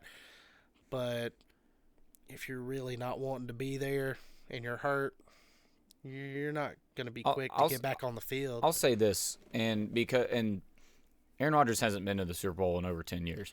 But who was in that meme that they were saying Joe Mixon now officially has the same amount of touchdowns during a Super Bowl as Tom Brady, or not Tom Brady, Aaron Rodgers. That was hilarious. If there is even like a shred of doubt that you feel like you can win, you want to win the Super Bowl with Aaron Rodgers as your quarterback, right? But if there's even like a shred of doubt that you think maybe he just can't get it done anymore, you know, he can't get us to that point, then I think Aaron Rodgers probably trade him. I think Aaron Rodgers can. But if you even for just a little bit feel like that he won't, then I think it's time to move on. I don't think that team can. I think that team was really good this year. I think the losses that they did have were so terrible. They were not good losses to have. They looked horrible during those games. I think their coach is phenomenal. I don't think it's a coaching error. I think it's a personnel error. And I think, personally, having better players versus having Aaron Rodgers, I think it would be, if there is a time to make that call, it is now. Yeah. Because if they lock in Aaron Rodgers and lock in Devontae Adams, they are fucked personnel-wise for the next couple of years. That's what I'm saying. You better hope they win you a Super Bowl. You better be damn sure they're going to win you one. That just those two men can get it done. Yeah. Because it doesn't mean they're going to keep Aaron Jones forever. It doesn't mean they're going to, have the same success with a demolished defense or a demolished O-line. Not that they had good ones to begin with. They had, decent ones. Mm-hmm. I think they had a decent team this year, and that's why they made it as far as they did. But that playoff game was sad, man. Yeah. That playoff game was sad. Yeah. And it's not, I don't think it's Aaron Rodgers' fault. I just think there are some situations where one individual cannot carry a team. Yeah. I think the same thing with Patrick Mahomes. Oh yeah, there was a little bit of controversy with the Kansas City staff, which I'll kind of get to. But yeah, if you ultimately had that decision, would you make that decision of re-signing both of those players with that team and that coaching staff? God, probably not. It's hard to say. Yeah. It's a hard thing to do, but I think you would have to let either someone go or both of them go. Yeah. And get your picks out of them, start fresh, see what you got in Jordan Love. Well, I mean, you can look at it as like, you want Aaron Rodgers to end his career with you, but if he doesn't, you had a really good run. Absolutely. I mean, Absolutely. You obviously wanted more Super Bowl wins, but one is more than a lot of other teams can say. Oh, and yeah, look at Phillip Rivers. He was constantly winning MVPs or in the playoffs, so I mean. He was constantly building you stat. I think it became a team issue. I think the one time they did go, they had a good team. Yeah. I mean, that's Aaron Rodgers wasn't the one who I mean, he definitely added to winning games, but it's not like he made a humongous difference in that Super Bowl or anything like that. He was still young. You know. I mean, it's the business of the NFL. Yeah. A lot. Even Joe Flacco's got a Super Bowl win. A lot of players, especially quarterbacks, don't end their careers fully with the team that drafted them. Yeah. I mean, it's just the way it goes. Why wouldn't you want to go to a better situation sometimes? You want to go win that game. Yeah. That's and I think Aaron Rodgers does have some, like, he wants to be in Green Bay. Excuse me. Well, and I think he'll always be a Packer. They're a very historic franchise. I mean, to be a part. Yeah, it's kind of like that, Brett Favre. Yeah. Brett Favre did a bunch of stuff. He's still a Packer. Yeah. He's still a Packer. He did most of his stuff with the Packers. I mean, Tom Brady his legacy will pretty much always be in New England. Yeah. However, I have noticed it's weird. You see a lot of pictures of him now. It's always, for whatever reason, in a Tampa Bay uniform. He's not talked about much now as being a Patriot, even though that's where he was for 20 years. Yeah. So that's kind of odd, but it's personally because he's aging backwards. Yeah. He's aging backwards, so he's a lot prettier now than he was then. But anyways, so to briefly hit the Kansas City thing, some reports came out, and these are not trustworthy reports. So they could be. It's just more of there's not really a way to verify it, and it's not coming from top sources, and actually was immediately deleted from Twitter. But there evidently was some problems with the coaching staff in the Kansas City playoff game, the last playoff game, that had to do with Eric the Enemy and course, their head coach, and then Patrick Mahomes. So Patrick's getting fed plays, obviously. Can't talk back, but is getting fed plays, as any quarterback does, and the way it happens with coaching is obviously your offensive coordinator is going to call a play, and if your head coach don't like it, call a different play. Either call a different play, or they'll choose a play, or they have an idea, or something like that would typically occur. But other than that, you'd let your offensive coordinator kind of handle things, and that evidently was not what was happening in the first half of that game. And evidently Patrick Mahomes was becoming very frustrated because, it's a situation, well, damn, I'll just start calling my own plays because y'all can't decide on what I'm supposed to fucking do. So it's not Patrick's fault by any means, but, and I don't think it's I think it's the coaching staff's fault, but I don't think anything was malicious. Like, it's not like we're trying to sabotage anything or anything like that. So comes halftime, or this is the short and sweet of it. Comes halftime, there's a conversation, made. Obviously, Eric Bieniemy's trying to get a head coaching job, and he's not really been successful. And this may be why. So it's decided. It's decided that for the remainder of the game, Eric Bieniemy will make calls, and that's definitive. It has been decided. Whatever Patrick decides to do on the field, it's because it came out of Eric Bieniemy's mouth, or there was some sort of malfunction where he had to call his own plays. So then we watched the rest of that game, and it absolutely ends terrible. And I think the reason why that decision was made is because they wanted a win, and they thought if Eric Bieniemy was leading through that would kind of help him get that head coaching gig, because it's not necessarily that they're trying to help him. Mm-hmm. They're trying to help him. It's not necessarily that he may have been their first choice again for this year being an offensive coordinator, but they were just trying to give him some fame, let that be on his record that he won the game for us. Yeah. His play calling did that, and obviously it just didn't. And supposedly it was because he was calling plays that hadn't been practiced in months. He just wasn't. He was doing, and players were getting confused, and it just went south. Yeah. It went south fairly quickly. So I just thought that was a little interesting tidbit. Who knows if it's true? I'm just saying that's evidently what occurred and why Kansas City did not look so good in that game. Yeah. Which I'm not trying to blame it on one man, that Patrick's got to play the game too. But I'm just trying to say that, obviously something was going on. They were not playing up to the same caliber they previously were. Anyways, okay, so this is an NFL article. It's just 62 starting quarterbacks. I'm going to fly through them, and if there's something we need to stop on, to talk about. What was the name of it? Or what is it called? It's the so it's basically the NFL's quarterback index. And this is a ranking of all 62 starting quarterbacks of this season. And this one's done by Greg Rosenthal, who's pretty popular actually, or at least for NFL he is. So this is his rankings. This is not this is a personal rankings, honestly, that is done by an NFL editor, basically.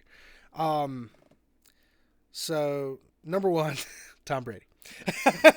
I think Shocker. We could have expected that. For what he's done, so just Jesus Christ. He only had 5 fumbles, 46 passing touchdowns, 13 interceptions, 5,916 passing yards, 81 rushing yards. 81 rushing yards. The man is a beast. 44. The man is a beast. 2 rushing touchdowns. The man is a beast. So to kind of give you a scale of Tom Brady's rankings, last year he was second. 2019 he was 14th. 2018 he was 10th. 2017 he was 1. 2016 he was 1. So predominantly at the top, other than his last couple years with the Patriots, probably. Number 2, Aaron Rodgers. I think there's enough said there. He got MVP for a reason. To give you some understanding, final ranking last year he was ranked number 1. So I think he played. To me, he was MVP last year. I think I'm kind of with you there. Just what Tom Brady did this year, probably. Well, I don't know if you said that, but you said there was controversy between the kind of Tom Brady versus Aaron Rodgers. MVP. I was just thinking, well, which I think Cooper Kupp deserved it. Yeah, personally. Either Cooper Kupp or Deebo Samuels.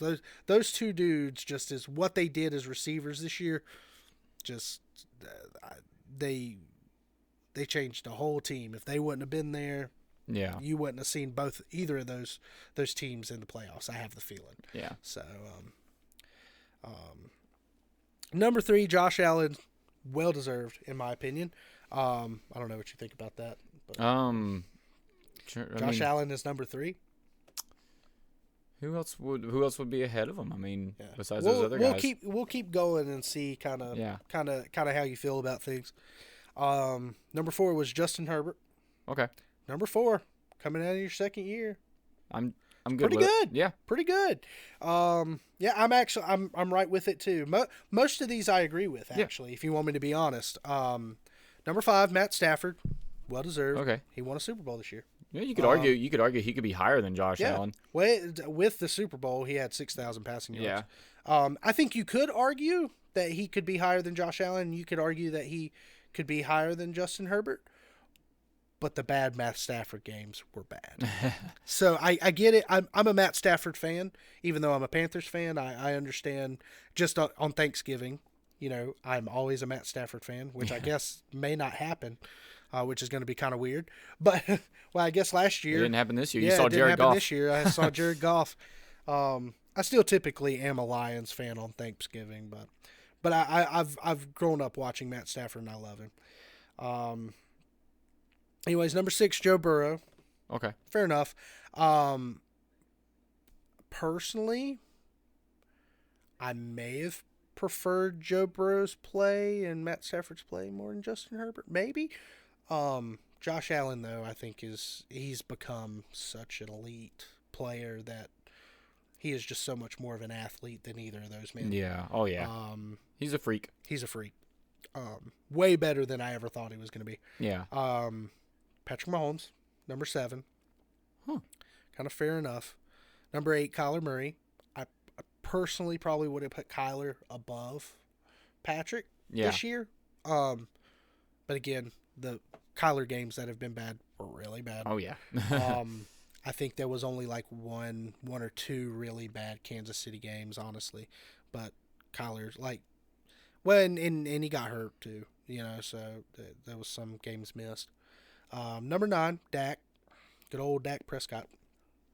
This is what I thought was cool, which I was rooting for because as a fantasy footballer, this was a big surprise this year, and I was glad to get on this bandwagon. But Derek Carr, number 10. He was consistent. I was thinking he might be somewhere in the top 10. Yeah, he was pretty good this year. Yeah. Over 5,000 yards, good percentages, 24 passing touchdowns, 14 fumbles. That's kind of hard. But if you get sacked, there's potential. Yeah. I'm not going to lie. 147 rushing yards. That's pretty. I think he played a good game. But I think it's cool to see some other quarterbacks kind of venture into the zone of being like a top 10 guy, And I don't think Derek Carr was ever at the bottom of the list, but I don't think he's ever been close to the top of the list, really. Yeah. Or ever really had the opportunity to do that, and especially all that happened to the Raiders this year. It's insane. Yeah, the fact they still made the playoffs is it's insane. Pretty crazy. Good old Russ Wilson, number 11. This is where we start getting weird. So, 12, Ryan Tannehill. How you feel about that? Actually, that feels fair. I'm kind of with you there. Yeah. I think I think his stats look a lot better than his game did. Like just watching a Titans game. Now, for him struggle, for him to not collapse totally when Derrick Henry went out, I mean that's pretty good. Yeah, that's pretty good. He did a lot of rushing himself. Like I said, when you look at Ryan Tannehill's stats, they look a lot better than what the game looked like. Yeah. Because it looked like he was getting trashed most of the time. But when Ryan Tannehill was good, he was good. Yeah. He was good this year. 13, Kirk Cousins. Okay. Yeah, I'm kind of with you there, but again, it's another situation. You look at his stats, I can see why it's argued. But personally, what we've seen Kirk do before, I think the Vikings should be a more competitive team. Yeah. And just somehow isn't a competitive. I don't understand that when you look at what they can accomplish and see plays and flashes of shit, and then you're just like, why'd they lose? Yeah, they don't make any sense. Yeah, it just doesn't make any sense. 14, Lamar Jackson. I get it. Baltimore had a lot of injuries this year. Hopefully they will come back to number 2 and he will get his top tier status back. 15, Matt Ryan. He was one of those. I feel like you didn't hear anything from Matt Ryan this year. You look at his stats and they're still pretty close to everything we've seen so far. Yeah. But surprised he made it up to 15. A little bit. Yeah, I'm kind of surprised he made it 15 too. 16, Mac Jones, go rookie. Yeah, fair. I mean, I think he started playing better football. Again, another guy you kind of look at his stats, and he had less fumbles than most people. He only had 7 fumbles. He had a good amount of passing yards. He had some interceptions, but 15 interceptions in your rookie year is not horrible. No. He had some rushing yards. His pass per attempt, I thought was interesting, was 7.2. And, you see those big arms getting a lot, over 7. But, some guys we've had have been quite a bit under that. Derek Carr was a 7.1, and I feel like Derek Carr threw a lot, more kind of Hail Mary style plays and stuff. Even Kyler Murray's was high.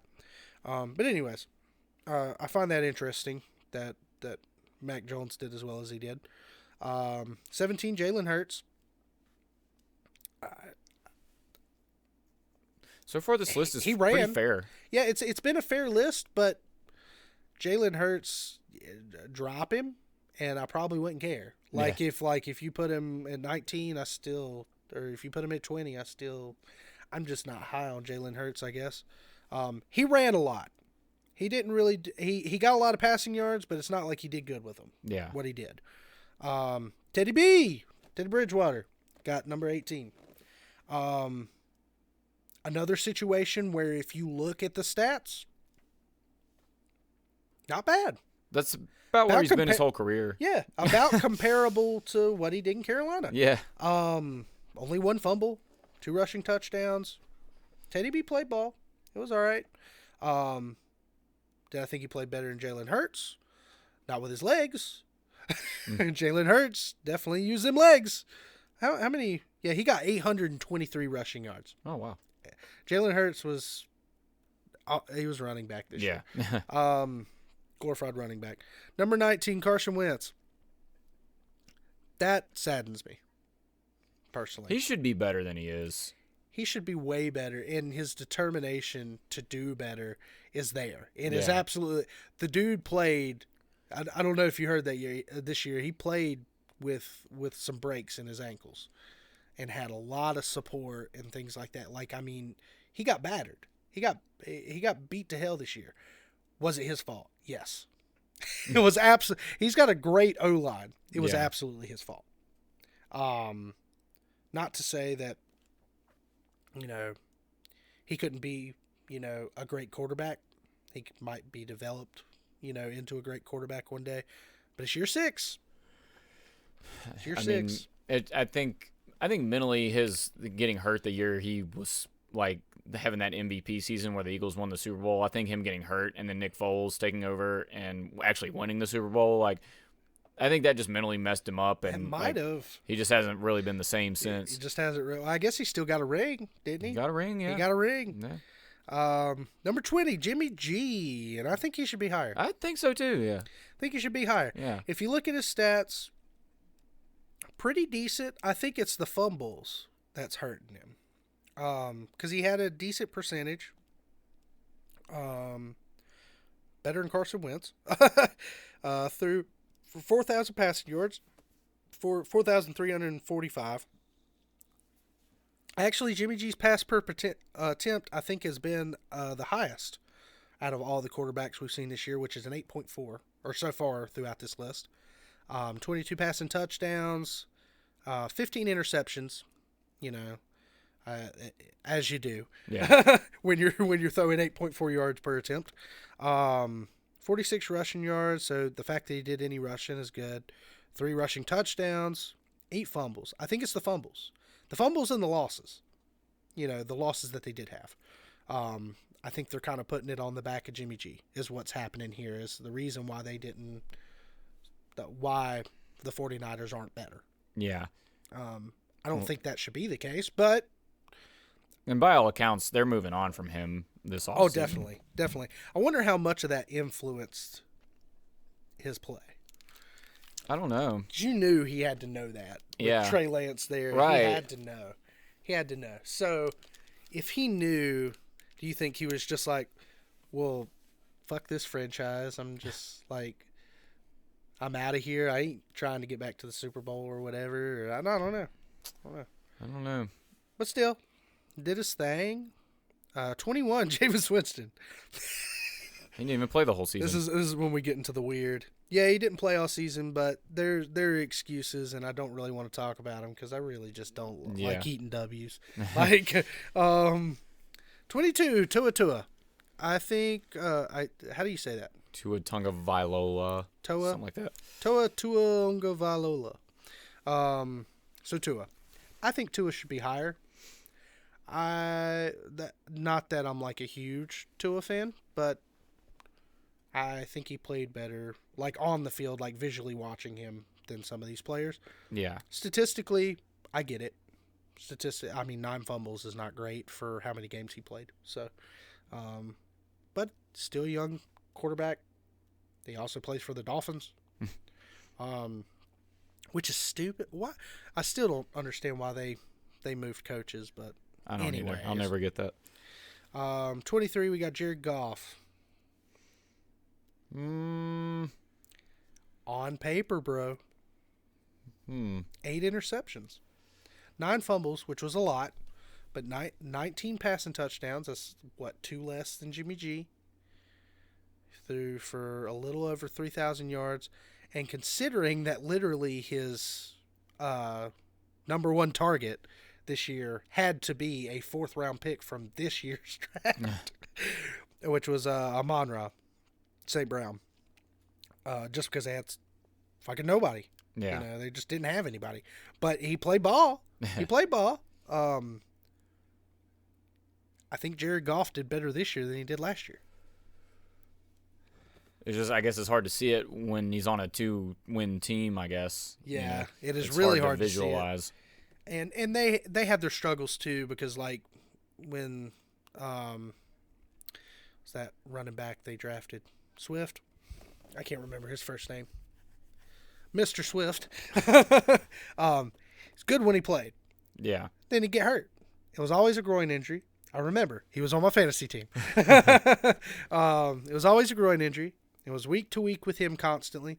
So when they had running backs, they could move the ball, and I think they trusted Jared enough to get it where they needed. Yeah. To manage the game, and I think he did well at that. I personally do. So we'll see how that situation changes this year, because I think they've got a good coach. I really do. Yeah, I like him. He's pretty tough and rough, old school kind of guy.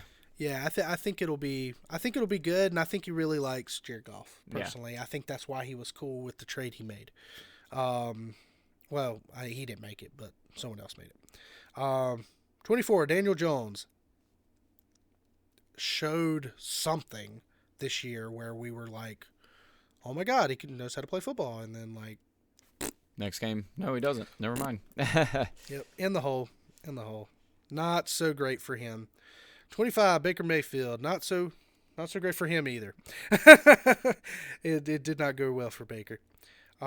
26. This is one of my favorite calls, and I'm glad he did this. Tyler Huntley. So the Baltimore backup. Oh, okay, yeah. Right yeah. behind Lamar Jackson. Or no, I think he was the third string, wasn't he? He's in his second year. That boy played ball.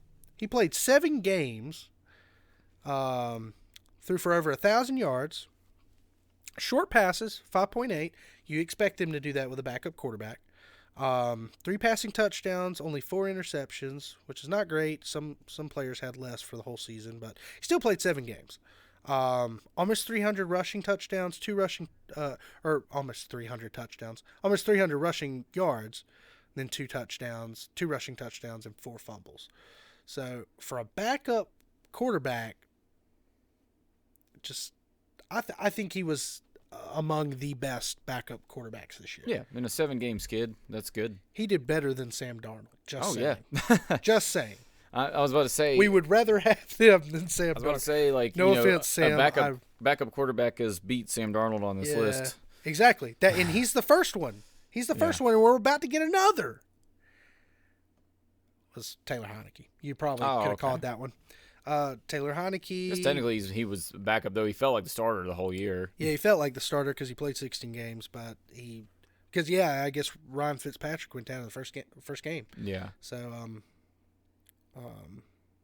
anyways, not much to say about Taylor Heineke. He looked like a starting quarterback. That's the way I feel about it. Yeah. He looked like a starting quarterback, and I think his team respected him. And we'll see where that goes with the new team name. The Commandos. As everybody's calling them the Commies. The Commies. The Commies. And I was like, oh, God, what have they done? 28, Justin Fields. Poor guy. Did we make a bad call by not picking him up when we could have? Probably. Did we make a bad? I think we. Not that I'm like prayed for us to pick up Justin Fields or anything, but when he fell to us, I was like, potentially. Obviously, Mac Jones did a lot better. I think Justin Fields did not get in the game early enough, and I feel like Justin Fields could have. Yeah. And they should have. Matt Nagy, yet again, Mitchell Trubisky'd. 29, Ben Roethlisberger.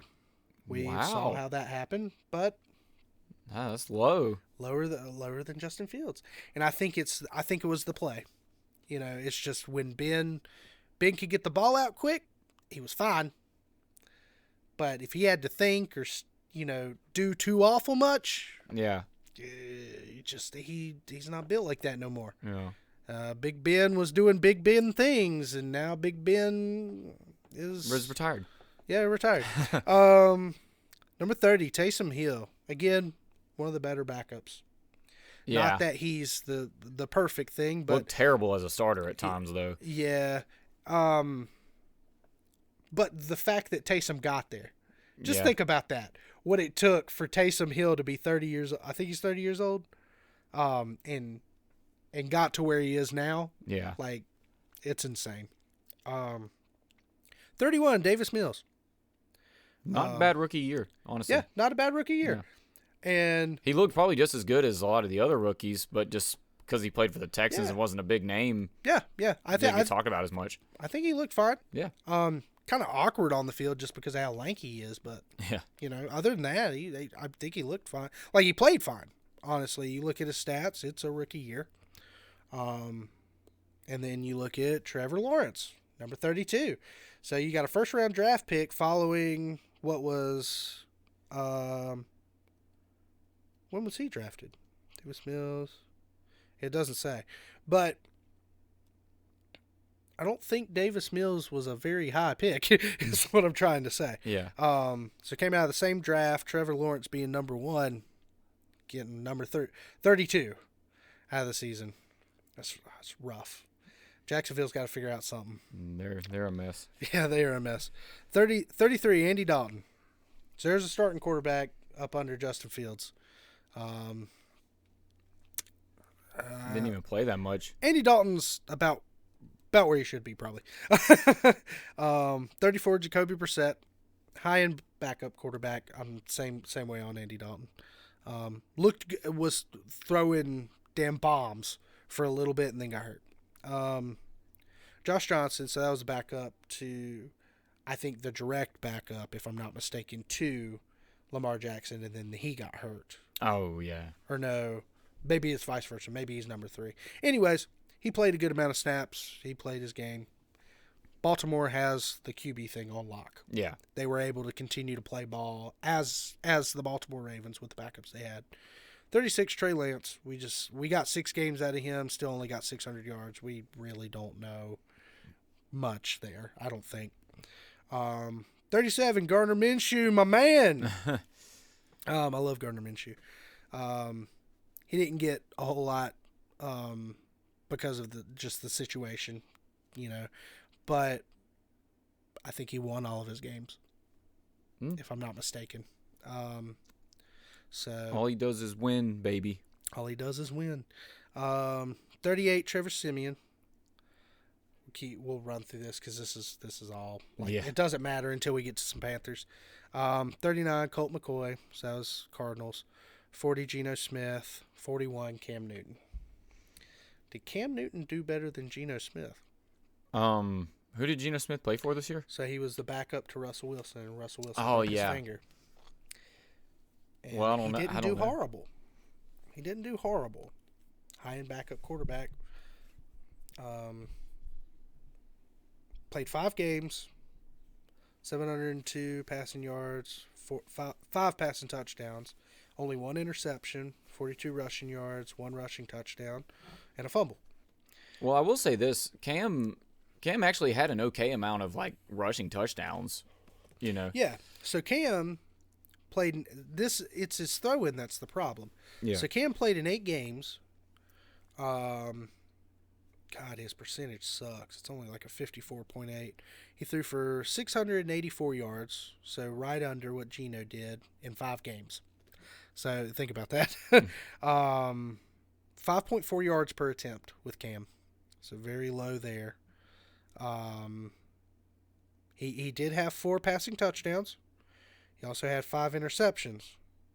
But he had 203 rushing yards and 5 rushing touchdowns. So collectively, he threw 5 interceptions?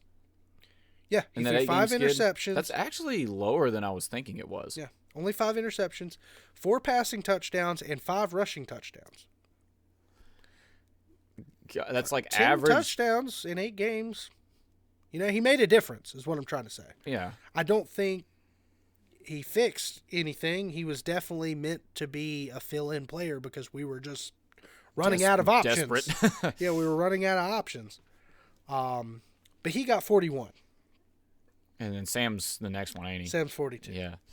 Sam's 42 over 12 games, less than 3,000 yards, 6.2 per attempt, 9 passing touchdowns, 13 interceptions, 202 rushing yards, 5 rushing touchdowns, and 9 fumbles. It's the fumbles and the interceptions, man. And that's the same shit that he went through with the Jets. He even did that in college. Yeah. I think. I mean, I don't know at what point Tier 4. At what point do we say Sam Darnold could be a decent backup, but he's just not a starting caliber quarterback in the NFL. God, it's hard to say that you would want Trevor Siemian or Geno Smith over, but it just like I said, there's a backup. There's a backup quarterback in the top 30. Yeah. That makes no sense to me. Why you cannot even get your lead quarterback in the top. And it's just play. It has to be the interceptions and the fumbles. He did fine on his feet. His percentage could be better, obviously, but it's the interceptions that's doing that. I mean, I don't hate Carolina for taking a chance on Sam Darnold because he had shown some flashes and stuff. What options did we have? It just didn't work. Yeah, it was just a bad project. Yeah, you know, it didn't work. And I want Teddy back. I don't know if I want him back either. I just want I want the quarterback of the future now. I think we need to draft somebody. We're staring down looking. I don't know if we need to draft somebody this draft, but I think we need to draft somebody. We're staring at possibly having another quarterback. Like, ever since 2019, we have been probably the most unsteady team at the quarterback position. We've had a different quarterback every single season. 2019 started out with Cam until he got hurt. Well, he was playing hurt the first couple of games. Then Kyle Allen came in and played for a while. Then Taylor. Which I personally didn't mind watching Kyle Allen play. Well, he was decent the first few games, and then everybody started figuring him out. But, yeah. He's a predictable quarterback. But then we saw Will Greer for a little bit in 2019, and then we saw Will. I love him to death, but then we saw 2020. We saw Teddy Bridgewater, and then 2021 we saw Sam Darnold, and Cam came back. Cam came back, but what do you do now? Like, just keep recycling quarterbacks until you find the right one? I mean, I don't know. So I've ran through a lot of them because we just don't need to talk about it. And 52, PJ Walker. So that's where I'm going to end that because there's not many else Ryan Fitzpatrick, but he just got hurt. That's not his fault. So we're not the worst starting quarterback that's ever played this season. We don't have the worst one, but it really sucks that they can't even compete with a backup somewhere. And I know some people can have high-end backups, but damn, it's sad, man. It's become a can't even compete with some of the rookies that were drafted. Become a sad state of affairs. Yeah, it's a different thing. So I don't think there was anything else that we really had on the docket, but I did have one thing for you. Oh, okay. I don't know if you prepared anything for it, but I did, and that's all that matters. Unless you had anything else you wanted to talk about. I don't think so. I think we're getting towards the end of this. Yeah, we've went 3.5 hours. Fuck yeah. Okay. So what this is, and me and Nick talked about this last night. So we're gonna do try to introduce some sort of fun thing at the end, or no, I did not prepare for this at all. And that's absolutely fine because I've got enough. What this is it's legit or shit. That's what I'm gonna call it. Legit or shit. Legit or shit. Which was mostly Drunken You that kind of helped me with that name. I think it was originally I was about legit to say, or bullshit. I feel like I came up with that. You said legit or bullshit. Oh, I took okay. bull out of it. I just wanted it to be legit or shit. Okay. So basically what I've done is I'm going to give you 5 different prompts, and we can kind of discuss them if need be. But you're going to tell me if it's legit or shit. Okay. I got you. So, number 1. All polar bears are left-handed. Legit or shit? I'm gonna say all polar bears. I'm gonna say legit. It's legit. It's legit. Yeah. Good job. Yeah, it's just kind of an odd fun fact. Okay, here's a good one. The cigarette lighter was invented in 1823 when the match wasn't invented until 1827. I'm gonna say that's shit. It's legit. Oh man, it's fucking legit. Oh. Ain't that fucking insane? Yeah.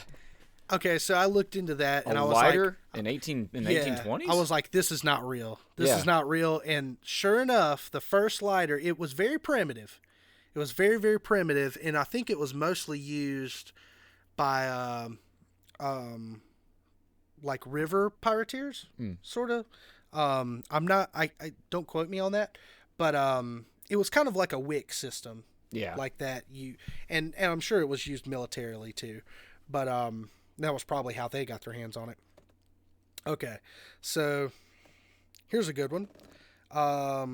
Dr. Alfred P. Southwick was a dentist who created the electric chair. So this is the chair that we use to execute people for a long period of time. I'm going to say that's shit. It's true. Is it legit? It is legit. Oh, man. It is legit. A dentist is the one who decided it makes sense, though, the chair. And it's literally just because he felt like for public execution, instead of hanging people, we should electrocute them to death. Oh gosh. That was the excuse for creating what he said. He basically said that the government should do that, and then they didn't. Yeah. So he invented the electric chair and pitched it. That's basically what happened. And put patients in it. Yeah. Well, that's kind of why it looks kind of like a dentist chair, sort of. Right. Which I guess old Southern ones were just wooden chairs, really, that were modded up. But it kind of looked similar to a dentist chair. That's his fault. So here's a good one. It takes 7 years for you to process a piece of gum and for it to pass through your system. It takes 7 years. Shit. That is shit. Good job. Okay. So it actually takes only a matter of hours or days, depending on how regular you are. It passes through like everything else. Yeah. Now I do think it passes through solid. There's no, I don't. Doesn't I'm sure break down. Yeah, I don't think it breaks down like other stuff. So you could probably find it in your excrement if you go through your excrement. 1 second, honey. I'm digging through my shit. Okay, so Literally. The last legit or shit, and this one's my favorite one. A murderer named Pazuzu lived in Clemens, North Carolina, right up the road from us. Legit. That is legit. Yeah, I think I heard about that. Yeah, okay. I think I heard that. Yeah. Okay, so interesting thing about Pazuzu. That's the demon that is in The Exorcist. Yeah, he legally changed his name to Pazuzu, which I think there was a full name with it. But he lived in a just a rural house that was owned by his parents. Absolutely terrible. Like it became a terrible house, a drug house, a heroin house, if you will. He on purpose had people and himself shit in corners to create a stink and things like he did stuff like that on purpose. It's just insane. It's a wild world, man. It's just insane. So that's all I had for us today. So I think we made it very successful, and we realized that we can talk a long time about a lot of things. And we hope you have probably have less information next time. We hope your day at work is long. Yeah, we hope it's long. And you can listen to podcasts, because we got one that'll take you to lunch. Yeah, it's almost 4 hours. Or it could be post-lunch, and it'll take you to the end of the day. Yeah, it'll take you to the end of the day. So, but anyways, we just want to thank you all for listening. This has been fun, and we're gonna try to continue to give you a bi-weekly podcast. So this is meant to be a longer podcast to give you some time, Yeah, if you can't don't get through the whole thing, obviously pause it. A lot of people might not be able to get through the whole thing in one day. Yeah, so. that's what I do. I listen to long podcasts, and I just pause them and come back to them whenever I'm ready. And you can do the same thing. Just if you're watching this on YouTube, just remember your spot. Just think of this like a series. Yeah. It's just gonna be like anything else. And hopefully it'll evolve and gain its own structure. We're kind of letting it structure itself, but that was my first little idea of having some sort of segment. Yeah, that y'all can grow to know and love. Well, so we want to legit hear or shit. We want to hear from you guys as well. Like absolutely. What you guys like, what we you want to see us do differently, or what do you want us to keep the same and. Be critical. So, yeah. Be absolutely critical of us. If it's too long, let us know. Yeah. If there's, any sort of interests that spike you, any sort of information you might want us to cover or discuss or debate or anything like that, just shoot it over to us. We're open. We're now on Twitter. So you can find us at, what was it? At Get Disarranged. Get Disarranged, yeah, because we couldn't be the Disarrangement. Yeah. So I tried that, but it's at Get Disarranged. That's good. I like it. On Twitter. And of course, if you like the podcast, share us. Use the hashtag. I've used, I think, 3 hashtags. Set up 3 hashtags, which is the Disarrangement, hashtag the Disarrangement, the hashtag the Disarrangement podcast, and then hashtag Get Disarranged. So use any one of those if you want to share or want us to see you, what you do while you listen in your day or what have you. Just let us know what you think. And we had a good time. Hope y'all did. think we'll call it here. So Peace, y'all. good rest of your 2 weeks, and we'll see you in 2 more. Out. Doses. Prepare to get disarranged.